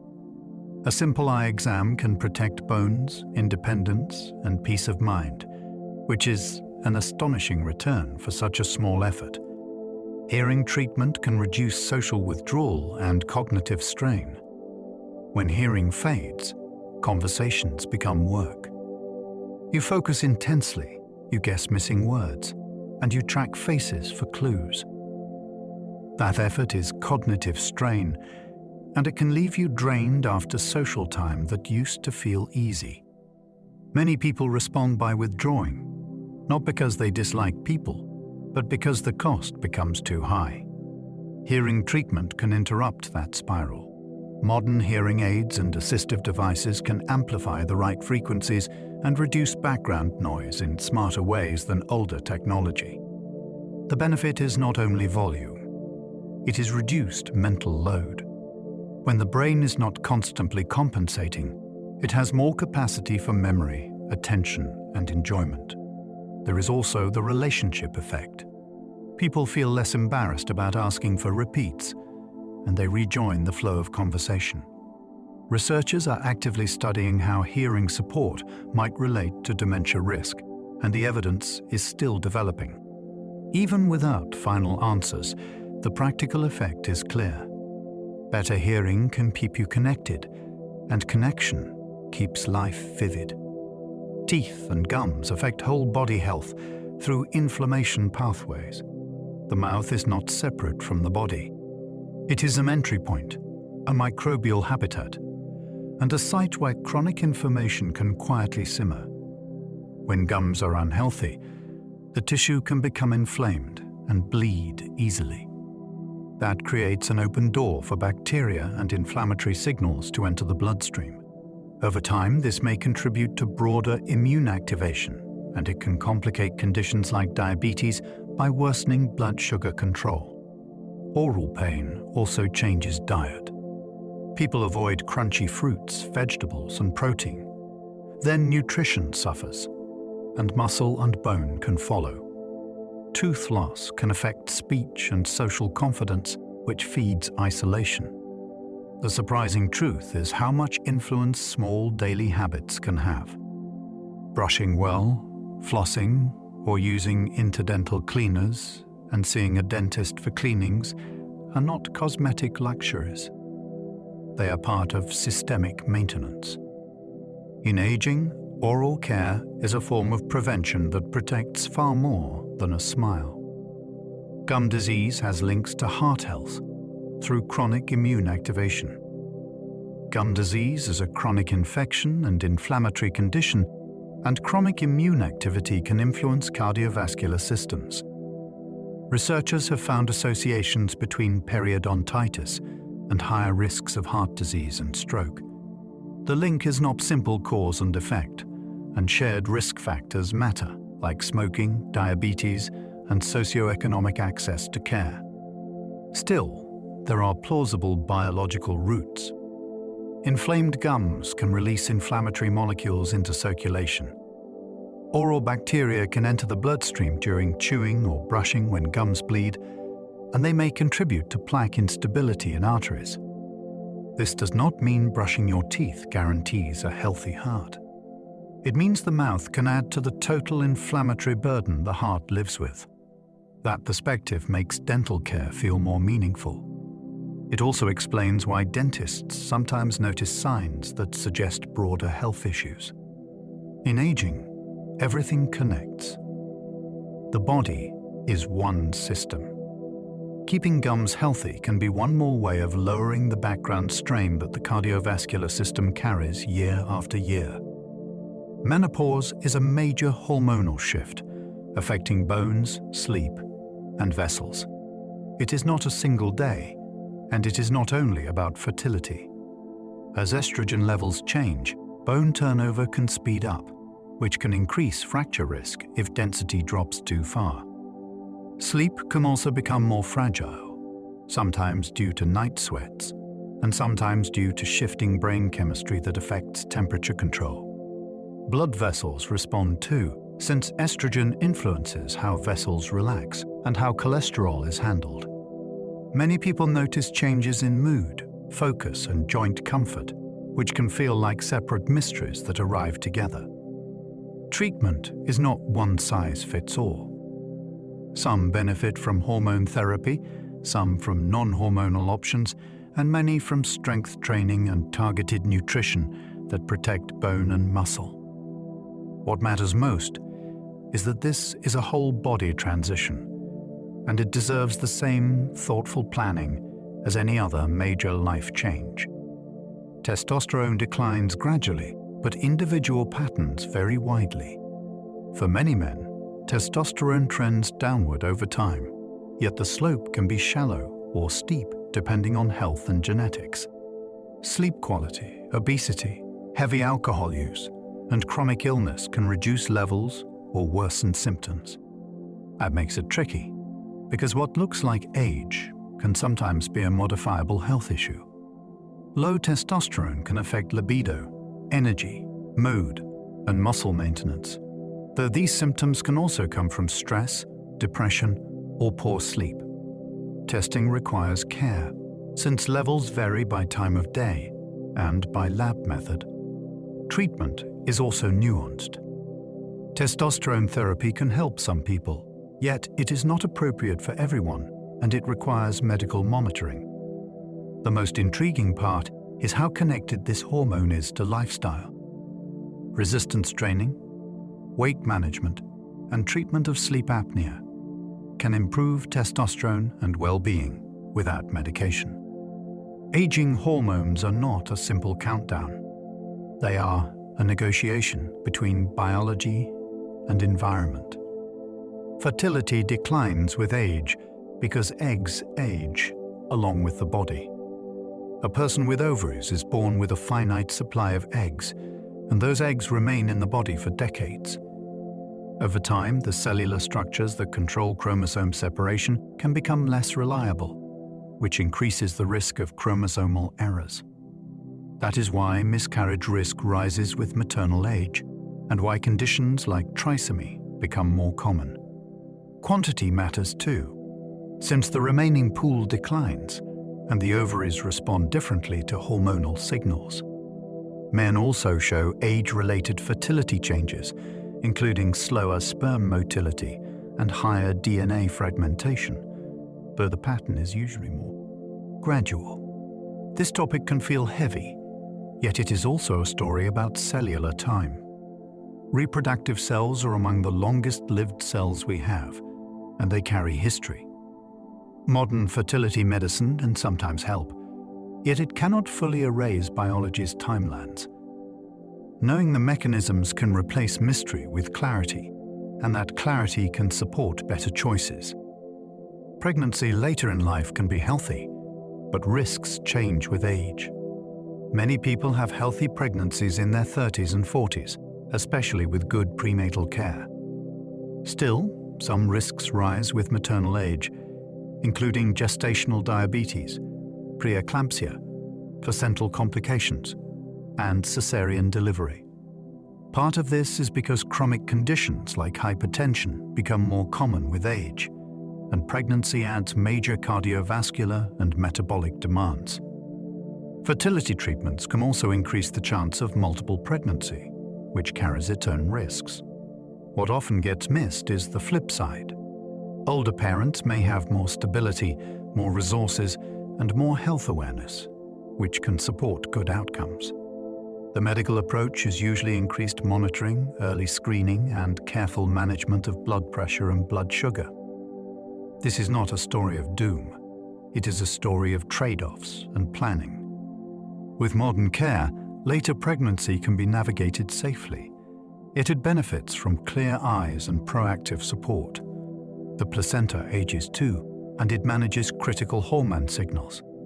The placenta is a temporary organ that builds itself quickly, then runs an astonishing supply network between parent and fetus. It delivers oxygen and nutrients, removes waste, and produces hormones that reshape metabolism and blood flow. As pregnancy progresses, the placenta also changes. Its structure and blood vessels adapt to increasing demands, and it shows signs of maturation that some people describe as aging. When placental function is compromised, growth restriction or complications can follow because the fetus depends on that exchange system every minute. Researchers study the placenta as a window into lifelong health, since placental stress is linked to higher risks for both parent and child later on. It is also a reminder that pregnancy is not only about the fetus. It is an intense physiological collaboration, with the placenta as the negotiator. Thinking of it as a living organ with its own lifespan makes pregnancy biology feel even more remarkable. Brain blood flow can change with age, shaping attention and energy. The brain is a high-demand organ, and it depends on steady blood flow to deliver oxygen and glucose. With age, blood vessels can become less flexible, and the mechanisms that match flow to activity can become less responsive. That can affect mental stamina. Some people describe it as running out of focus sooner, even when they still think clearly in short bursts. It can also influence dizziness when standing, especially if blood pressure regulation is less stable. The fascinating part is that blood flow is not fixed. Aerobic fitness improves vascular function, and it can support better delivery to brain tissue. Managing blood pressure matters too, since both high and low pressure can strain cerebral circulation in different ways. Sleep, hydration, and treatment of anemia also influence oxygen delivery. Aging brains do not only change in neurons, they change in the plumbing that feeds neurons. Supporting that system can protect cognition in surprisingly practical ways. Migraine patterns can shift with age, sometimes improving after midlife. For many people, migraines evolve across life rather than staying constant. Some find attacks become less frequent after midlife, especially after hormonal transitions. Others notice a shift in symptoms, with less head pain but more aura, dizziness, or sensitivity to light. Migraine is not only a headache, it is a brain state that involves changes in nerve excitability and blood vessel signaling. Triggers can also change with age. Sleep disruption, certain medications, and dehydration may become more influential, while menstrual cycling becomes less relevant for some. What makes this topic so gripping is that a migraine brain is highly sensitive, and sensitivity can be a burden or a gift.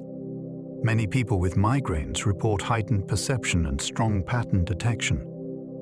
Treatment has also advanced, with newer targeted medications that focus on specific signaling molecules. Aging does not guarantee relief, yet it often changes the terrain. Understanding the shift can help people adjust triggers, therapies, and expectations, and regain a sense of control. Pain processing changes, and chronic pain becomes more common with age. Pain is not only a signal from tissues, it is also an interpretation made by the nervous system. With age, joints and muscles accumulate wear, and conditions like neuropathy become more likely, which can increase pain sources. At the same time, the brain's pain modulation systems can change, and sleep disruption can amplify pain sensitivity. This can create a loop where pain worsens sleep and poor sleep worsens pain. Chronic pain can also reshape mood and attention, making the world feel smaller. The hopeful angle is that chronic pain is treatable through multiple doors. Strengthening weak muscles can reduce joint stress. Physical therapy can restore movement patterns that protect tissues. Certain medications can calm nerve pain, and psychological tools like cognitive behavioral therapy can reduce the brain's amplification of threat. This is not pretending pain is imaginary.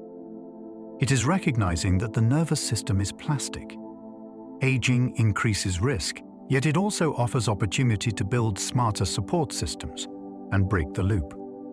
Arthritis is not one disease, but many joint conditions. People say arthritis as if it is a single enemy, yet it is a whole category of problems with different causes. Osteoarthritis involves cartilage wear and changes in bone and joint lining, often shaped by prior injury and mechanical stress. Rheumatoid arthritis is autoimmune. and it can attack joints symmetrically with swelling and fatigue. Gout is driven by uric acid crystals that inflame joints suddenly, often in the big toe. Psoriatic arthritis can accompany skin disease and affect tendons and ligaments. These differences matter because the treatments are different. One person needs strengthening and load management. Another needs immune-targeting drugs. Another needs dietary changes and medication that lowers uric acid. The common thread is that joints are living systems, not hinges. They contain immune cells, nerves, blood vessels, and lubricating fluid. Aging increases the chance that something in that system goes off balance. Knowing which type you have can transform treatment from guesswork to precision and restore function that people assume is gone for good. Cartilage has limited blood supply, which makes repair difficult. Cartilage is the smooth tissue that lets joints glide, and it is designed for low friction and shock absorption. Its strength is also its weakness. It has very little direct blood supply, so it receives nutrients mostly from joint fluid and from diffusion. That means when cartilage is damaged, the repair crew arrives slowly and with limited materials. Small injuries can persist, and wear can accumulate quietly over years. This is why knee and hip problems can feel sudden, even though they have been building for a long time. Movement actually helps cartilage, since joint motion circulates fluid and delivers nutrients. Too much impact can worsen damage, yet too little movement can starve the tissue.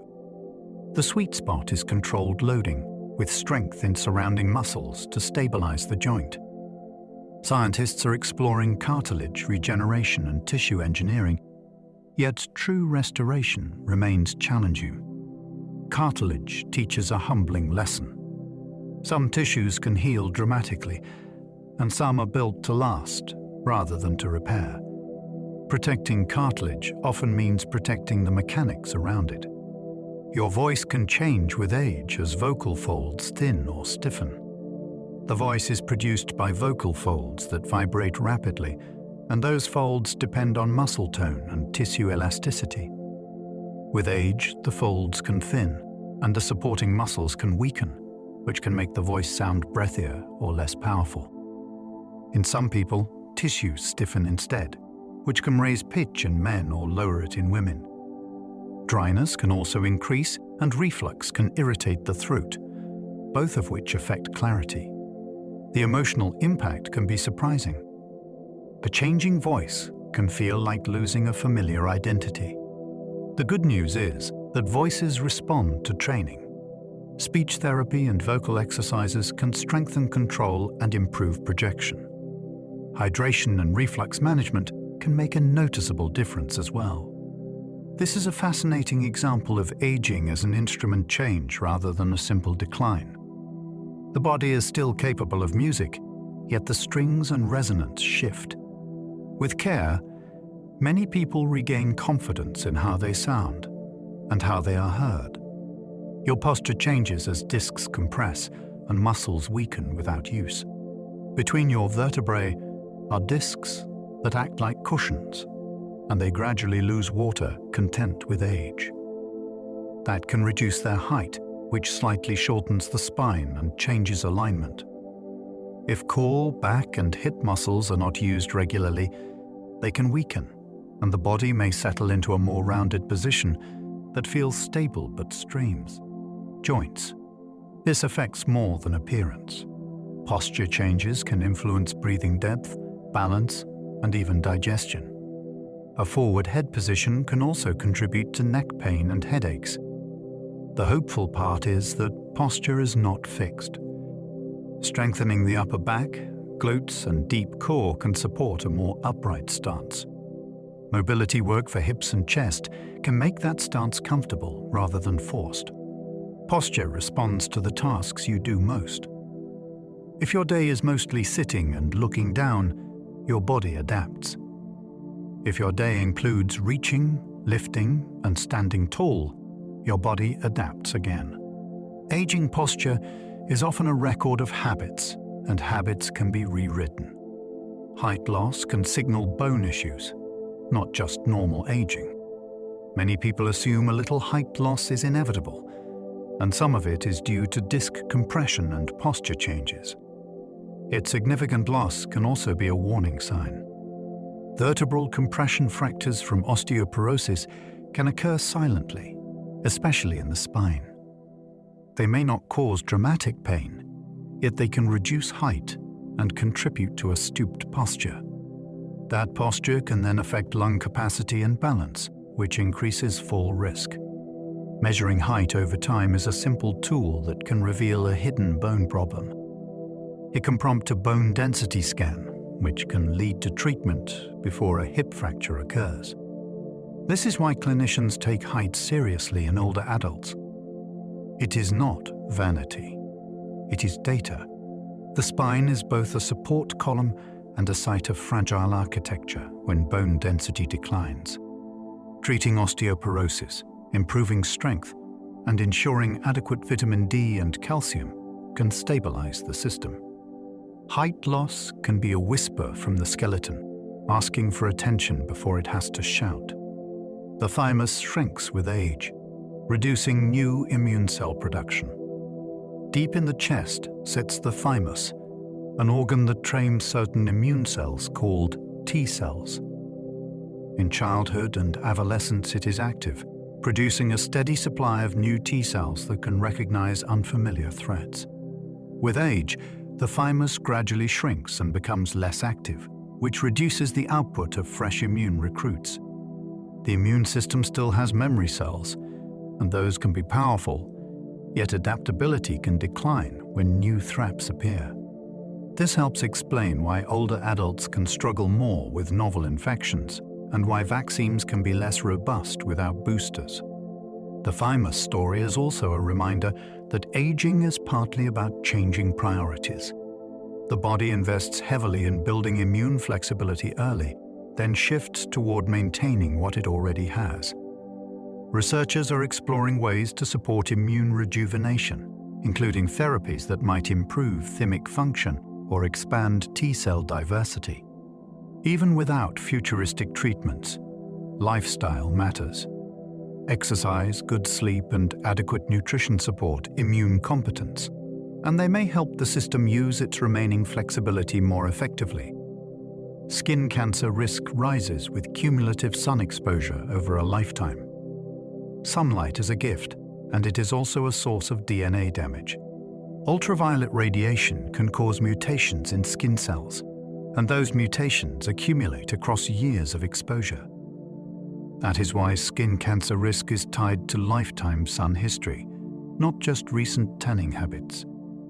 It also explains why areas that see the most sun, like the face, ears, scalp, and hands, are common sites for cancers. Some skin cancers grow slowly and are highly treatable when caught early. Others are more dangerous, especially melanoma, which can spread. The encouraging truth is that early detection saves lives. Checking the skin for new spots, changing moles or sores that do not heal, can catch problems early. Dermatology screenings matter, and so does sun protection even later in life, because preventing new damage still reduces risk. Sun exposure is a time machine for skin. It can make a 60-year-old skin behave like older skin in key ways. Protecting skin is not only cosmetic, it is cancer prevention. Sunscreen use reduces DNA damage, even when used later in life. Some people think sunscreen only matters if you started young. The biology says otherwise. Ultraviolet light continues to create DNA damage at any age, and sunscreen reduces the amount of UV that reaches living skin cells. That means fewer new mutations, less immune suppression in the skin, and less breakdown of supportive structures like collagen. Using sunscreen later can still lower the risk of future skin cancers, and it can reduce the number of precancerous lesions that develop over time. It is also a lesson in how prevention works. You cannot erase old sun exposure, yet you can stop adding to the total. Sunscreen is only one tool. Protective clothing, hats, sunglasses, and seeking shade during peak UV hours all help. The most practical approach is routine. Apply it like brushing teeth, not like a special event. A small daily habit becomes a long-term shield. Aging is often about cumulative damage. Sunscreen is one of the few defenses that directly reduces new damage from a predictable environmental source. Calorie restriction extends lifespan in some species, but human results vary. In many laboratory animals, reducing calorie intake without malnutrition can extend lifespan and delay age-related disease. It seems to shift cells into a conservation mode, activating repair pathways and reducing growth signaling. This has made calorie restriction one of the most famous ideas in aging science. Humans are more complicated. Our lives include stress, social eating, illness, and varied genetics. And our goal is not only to live longer, it is to live well. Severe restriction can backfire by reducing muscle, lowering bone density, and increasing frailty, especially in older adults. Some researchers now focus on strategies that mimic certain cellular signals without extreme dieting, like time-restricted eating or targeting specific nutrient-sensing pathways. The fascination here is that aging responds to metabolism, and metabolism responds to environment. Food is not only fuel, it is information. How much, when, and what you eat sends signals that can influence repair and growth. The challenge is translating animal success into human sustainability and safety. Protein intake affects muscle preservation, especially during aging. As people age, muscles can become less responsive to small protein doses, which is sometimes called anabolic resistance. That means the same meal that built muscle easily in youth may do less in later life. Adequate protein becomes more important, and spreading protein across meals can help stimulate muscle repair more consistently. This is not only about bodybuilders. Muscle supports balance, metabolic health, and independence. Low protein intake can contribute to frailty, slower wound healing, and worse recovery after illness. Quality matters too. Lean meats, dairy, eggs, legumes, and tofu can all contribute, and combining plant proteins can provide a complete amino acid profile. Protein also works best with resistance training because muscles need both building blocks and a reason to rebuild. This topic is deeply practical. People often eat less with age due to taste changes, dental issues, or appetite shifts. Ensuring enough protein is a simple way to protect strength and resilience, and to keep the body capable. Creatine has evidence for strength support, particularly in older adults. Creatine is a compound stored in muscles that helps regenerate energy during short bursts of effort, like standing from a chair or climbing stairs. It is one of the most studied supplements in exercise science. In older adults, creatine combined with resistance training often improves strength and lean mass more than training alone. Some research also suggests benefits for fatigue and functional performance. The results vary by study design. Creatine is not a steroid, and it does not work by hormones. It works by energy buffering, helping muscles perform a little more work, which can lead to greater training gains over time. Safety is generally considered good for healthy people at standard doses, yet it is wise to check with a clinician, especially for those with kidney disease or complex growth. Medication regimens. What makes creatine fascinating is how basic it is. It is not a futuristic molecule. It is part of normal physiology.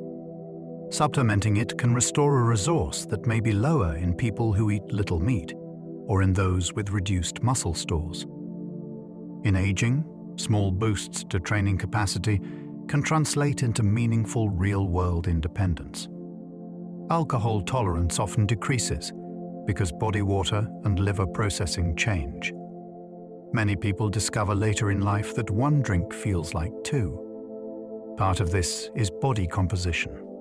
With age, total body water often decreases, so alcohol becomes more concentrated in the bloodstream at the same intake. Liver processing can also slow, which means alcohol stays active longer. Medications add another layer, since alcohol can interact with blood pressure drugs, sleep aids, pain medications, and antidepressants. Sleep quality also suffers, because alcohol can fragment sleep later in the night, even if it feels relaxing at first. The risk is not only hangovers.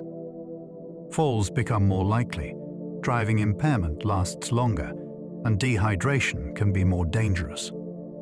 The hopeful message is that the body gives clear feedback. Adjusting intake, spacing drinks with water and food, and choosing alcohol-free nights can quickly improve energy and sleep. Alcohol is a classic example of aging as a change in processing speed. The same input produces a stronger output. Knowing that can prevent accidents and protect health without requiring total abstinence. Smoking accelerates wrinkles and disease risk, yet quitting helps at any age. Cigarette smoke does two kinds of harm at once. It injures blood vessels, which reduces oxygen delivery to skin and organs. It also floods tissues with chemicals that damage collagen and elastin, which are the fibers that keep skin springy.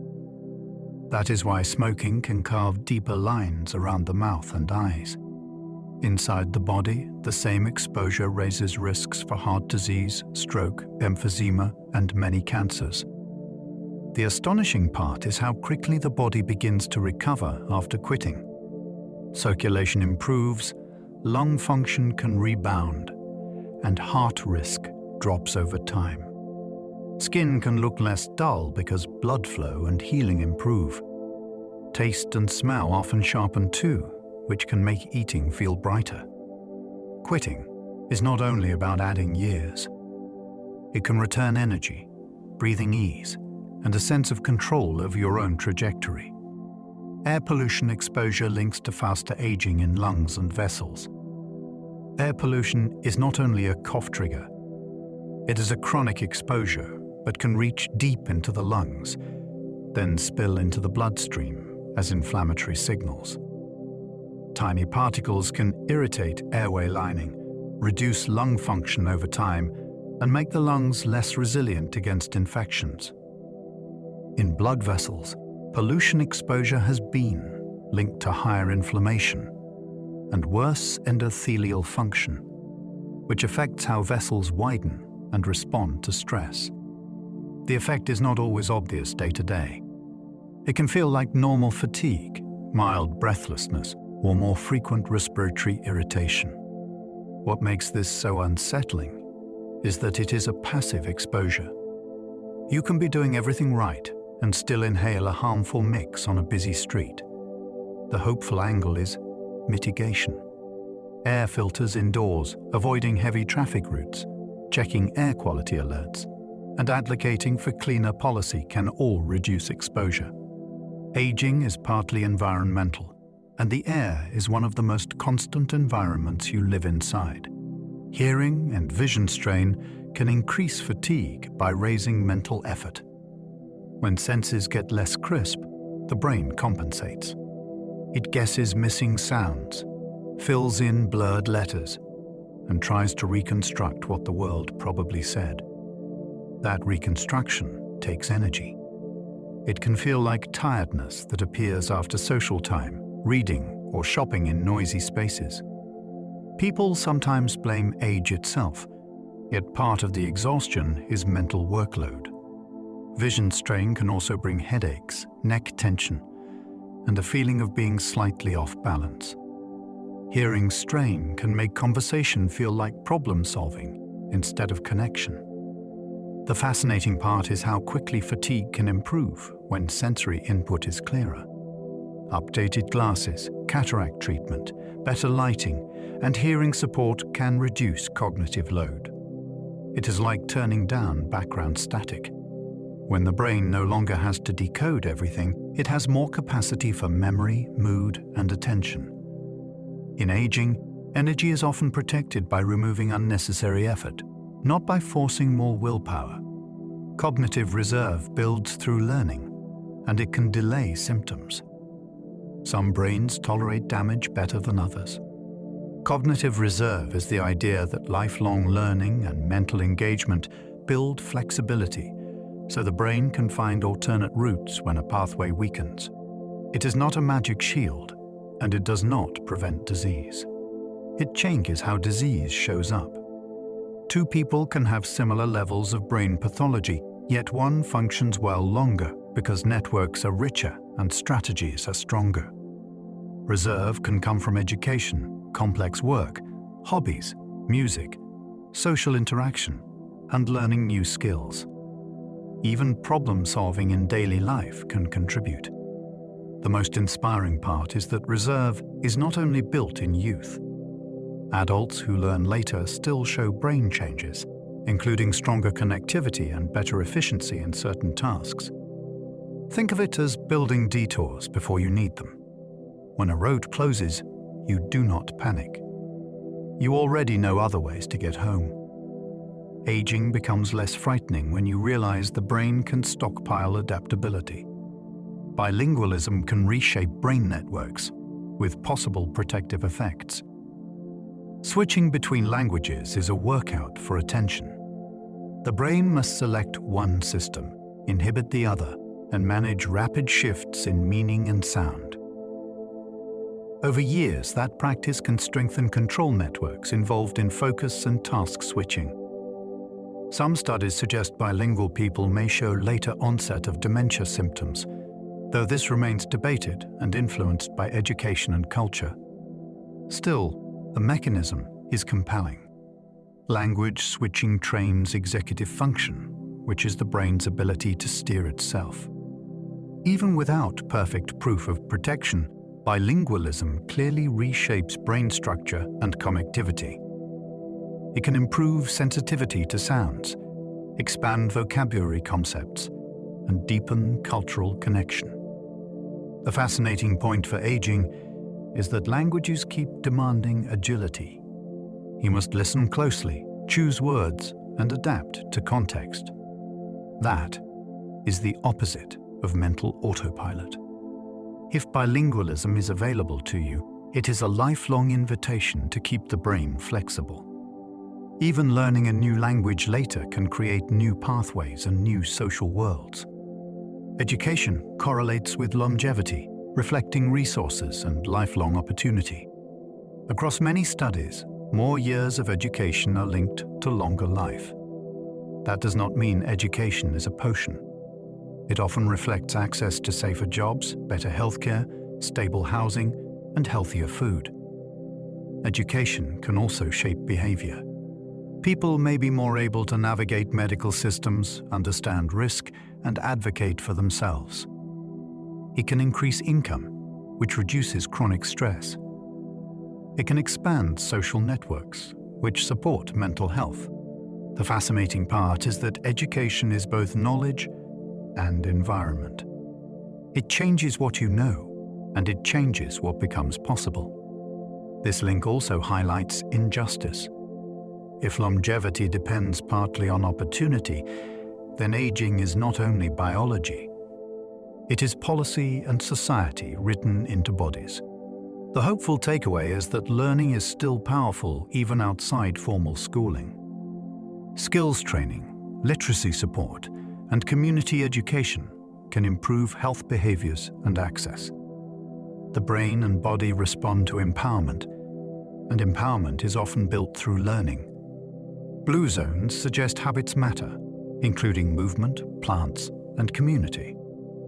Blue zones are places where unusually high numbers of people live long lives, and they often do so with more years of independence. Researchers have pointed to common threads. People move throughout the day in natural ways, often through work, walking, and daily tasks. Diets tend to be rich in plants, beans, and whole foods, with less processed sugar. Social ties are strong, and older adults often remain integrated and useful. Purpose shows up too, in roles that keep people engaged. It is easy to romanticize these places, yet the core idea is practical. Longevity is not only a medical event at the end. It is the sum of daily patterns that reduce strain and support repair. Blue zones also remind us that health is easier when the environment makes healthy behavior the default. Stairs, gardens, shared meals, and social accountability do some of the work. Aging well is often less about heroic self-discipline and more about designing a life that keeps you moving, nourished, and connected. Sleep quality predicts aging outcomes, including heart and brain health. Sleep is the time when the body recalibrates. Blood pressure tends to dip, stress hormones settle, and tissues shift into repair. When sleep is consistently poor, those nightly resets are incomplete. Over years, that can raise cardiovascular risk, worsen insulin regulation, and intensify inflammation. In the brain, poor sleep can impair attention and mood, and it can make memory feel brittle. It can also increase the chance of accidents and falls through fatigue. What makes sleep so fascinating is that it is both a symptom and a cause. Pain disrupts sleep, and poor sleep increases pain sensitivity. Stress fragments sleep, and fragmented sleep increases stress reactivity. Breaking that loop can improve many systems at once. The practical approach is often boring, which is why it works.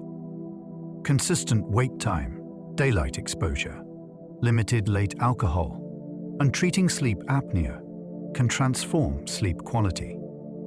Aging does not only happen in organs, it happens in rhythms. Sleep is one of the most important rhythms you can protect.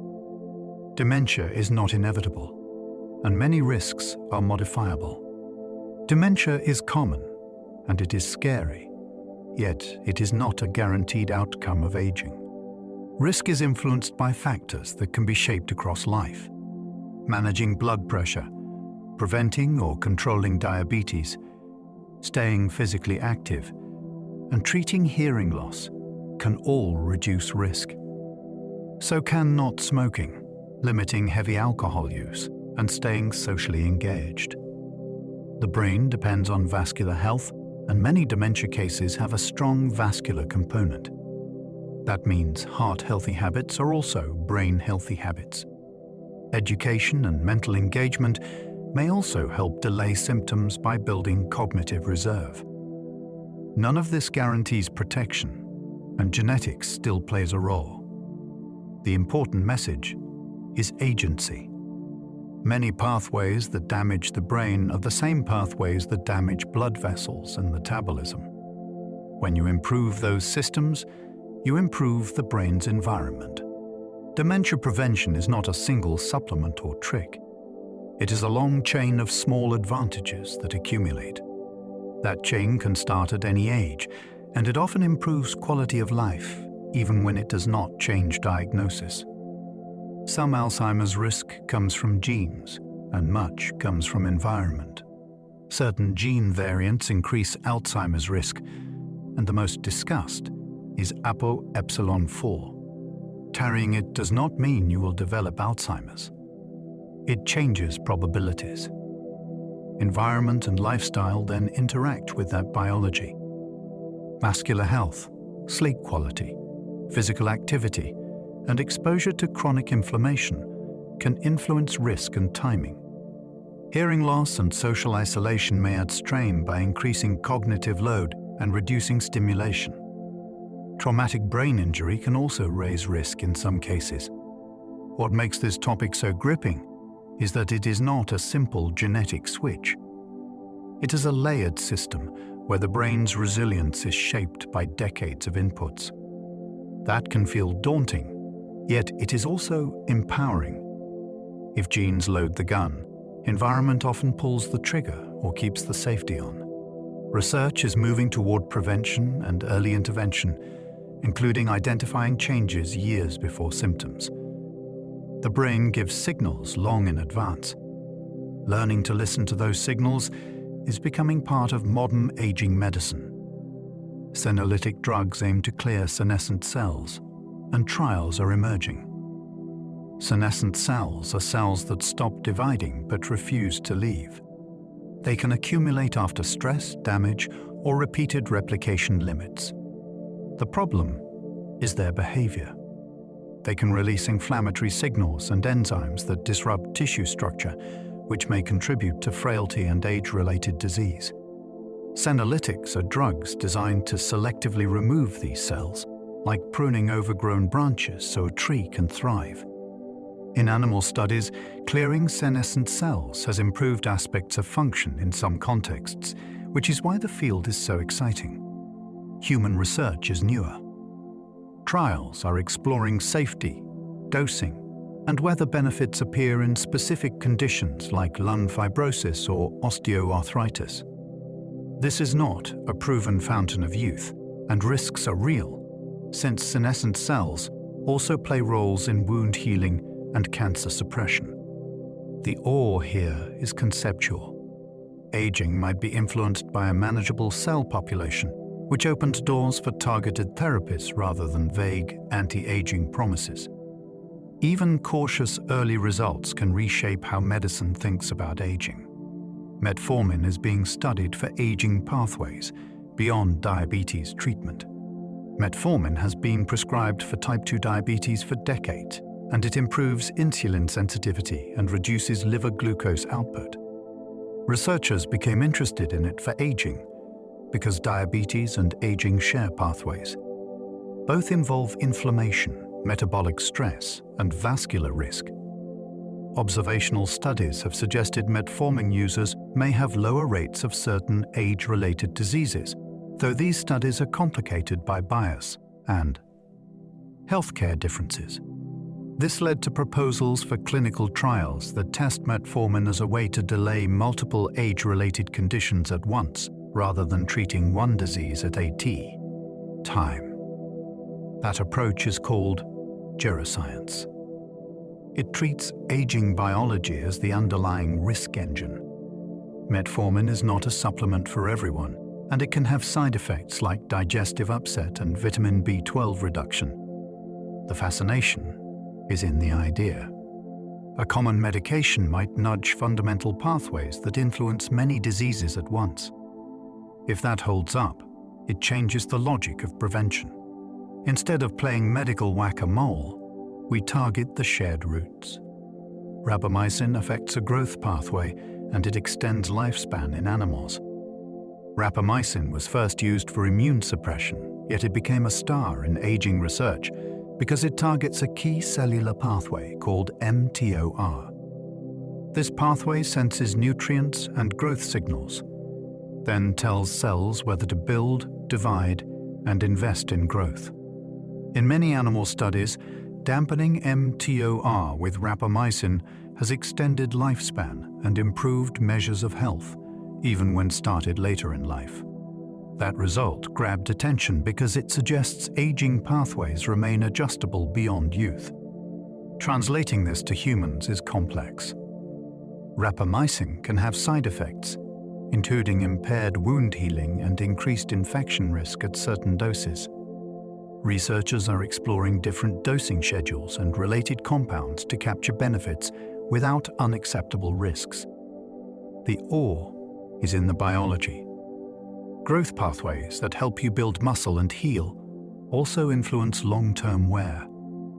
Too much growth signaling can accelerate cellular stress. Too little can impair repair. Rapamycin research sits on that knife edge, trying to find a balance point where the body stays resilient without running too hot. Aging science often looks futuristic, yet here it is tied to a pathway every cell uses to decide whether to build or conserve. NAD-related supplements are popular, but evidence is still evolving.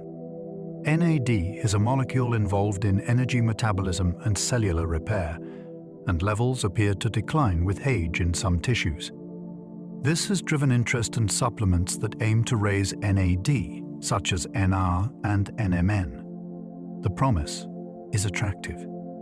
If NAD supports mitochondrial function and DNA repair, then restoring it could support healthier aging. The reality is more cautious. Human studies show mixed results, and outcomes depend on dose, duration, and what endpoints are measured. Some trials show changes in biomarkers, while others show limited functional benefits. Safety profiles look reasonably good in the short term, yet long-term effects and optimal dosing are not settled. This is a perfect example of the gap between mechanism and outcome. A pathway can look beautiful on paper, yet the body is not a single pathway. It is an orchestra. Raising one molecule might help some instruments and disrupt others. The most exciting part is that the research is active and improving, with better trial designs and clearer questions.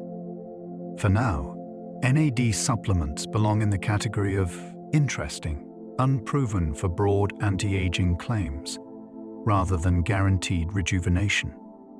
Curiosity is warranted, and certainty is not. Blood factors can influence tissue repair, a focus of rejuvenation research.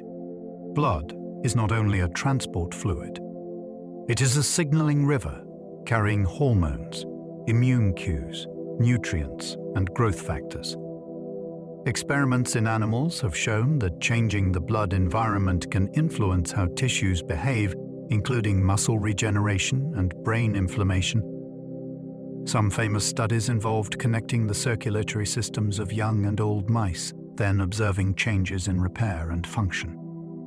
These results sparked hopes of young blood therapies, and also sparked ethical concerns and hype. Modern research is more precise. Scientists are trying to identify specific factors in blood that change with age, then target them without risky transfusion schemes. Some factors may promote repair, while others may suppress it or promote inflammation. The fascination is in the idea that aging signals can be systemic. A muscle cell may age partly because the bloodstream delivers different instructions over time. If those instructions can be rewritten, tissues might recover some youthful behavior. This field is promising, and it is also vulnerable to exploitation. So careful science and careful messaging matter. The real story is not magic blood. It is the body's communication network and how it changes with time. Stem cell therapies hold promise, but many claims outpace the science. Stem cells can self-renew and can sometimes become different cell types, which makes them central to regeneration. In medicine, stem cell-based treatments are already real in certain contexts, like bone marrow transplants for blood disorders. The problem is the gap between what is possible and what is marketed. Many clinics sell expensive stem cell injections for aging, arthritis, and neurodegeneration without strong evidence, and sometimes without clear cell content. The promise is believable. If you could replace worn cells, you might restore function. The reality is harder. Cells must survive, integrate, avoid immune rejection, and behave safely. Uncontrolled growth is a risk, and misdirected cells can cause harm. Researchers are making progress with engineered cells, tissue scaffolds, and more controlled delivery methods. This is a frontier, not a finished product. The awe is still deserved because regeneration is one of biology's greatest mysteries. Yet the safest approach is skepticism paired with hope. Real therapies come with clinical trials, published data, and careful follow-up. Aging makes people vulnerable to miracles. Science demands patience, because building safe regeneration is like building a new organ with strict building codes. Organ transplantation shows that tissues can function well far beyond natural limits. A transplanted heart can beat strongly in a new body. A transplanted kidney can filter blood for years. These facts are astonishing because they show that organs are not simply set to expire at a certain age. With proper blood flow, immune management, and medical support, tissues can continue doing their work in conditions different from the ones they grew up in. Transplantation also reveals what makes organs fail. Sometimes it is not intrinsic aging alone. It is the environment, the immune system, the vascular supply, and the burden of disease. A healthy donor organ can function in a recipient whose body might otherwise struggle, which suggests that organ age depends partly on context. This does not mean we can transplant our way out of aging. It means biology is more modular than it looks. The same organ can have different lifespans depending on the system it lives in. Transplants also highlight immune complexity. The recipient must accept the organ, and that acceptance requires careful suppression of rejection, which carries infection risks. In aging science, transplantation is a proof of concept that function can be preserved longer than the original design might suggest, if conditions are right. Centenarians often avoid major disease until late, called compressed morbidity. Some people reach 100 with a pattern that surprises doctors. They do not spend decades slowly accumulating severe disability. Instead, they remain relatively healthy, then experience serious illness much later, often close to the end of life. This is called compressed morbidity, and it is one of the most hopeful ideas in aging. It shifts the goal from live forever to live well until near the end. Centenarians often show lower rates of smoking, better social ties, and sometimes genetic advantages in metabolism or inflammation control. They may also recover from stress better, which reduces long-term physiological wear. Researchers study centenarians for clues about resilience, and they often find patterns of slower disease progression, rather than dramatic immunity from disease. The fascination is that this is a different aging trajectory. It suggests that the timeline of disease is adjustable. If we can delay multiple chronic diseases at once, we can extend healthy years without necessarily extending total years dramatically. That is a realistic, humane goal. The maximum human lifespan is debated because rare outliers shape the data. Most people die far below the oldest ages ever recorded, so estimates of a maximum lifespan depend heavily on a handful of individuals.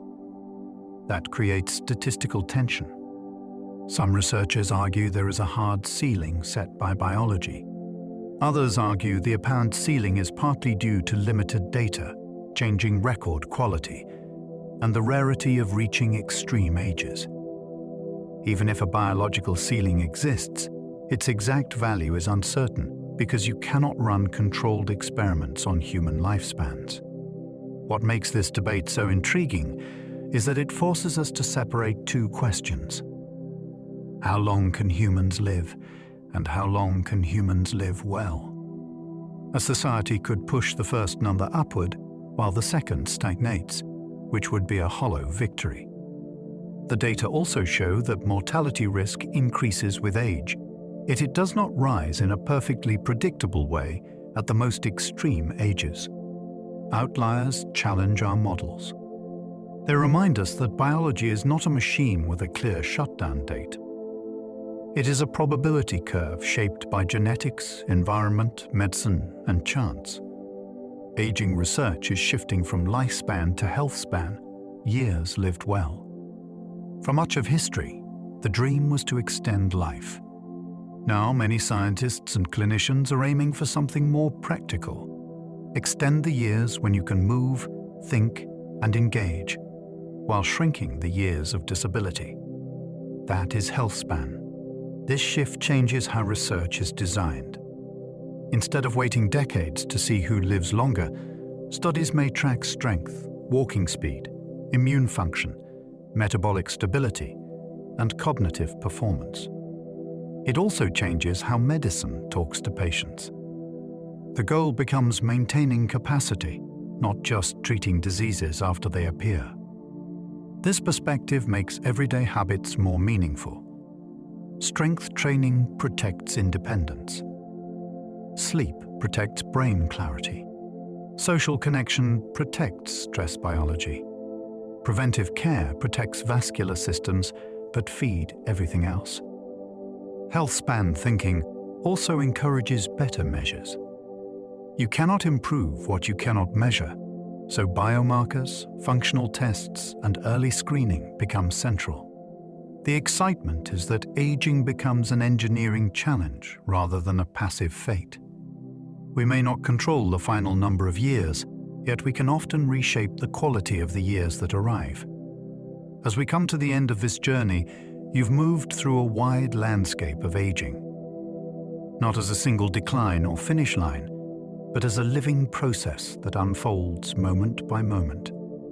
You've heard how time shapes cells, tissues, memories, and emotions, how the body adapts, repairs, and sometimes surprises us.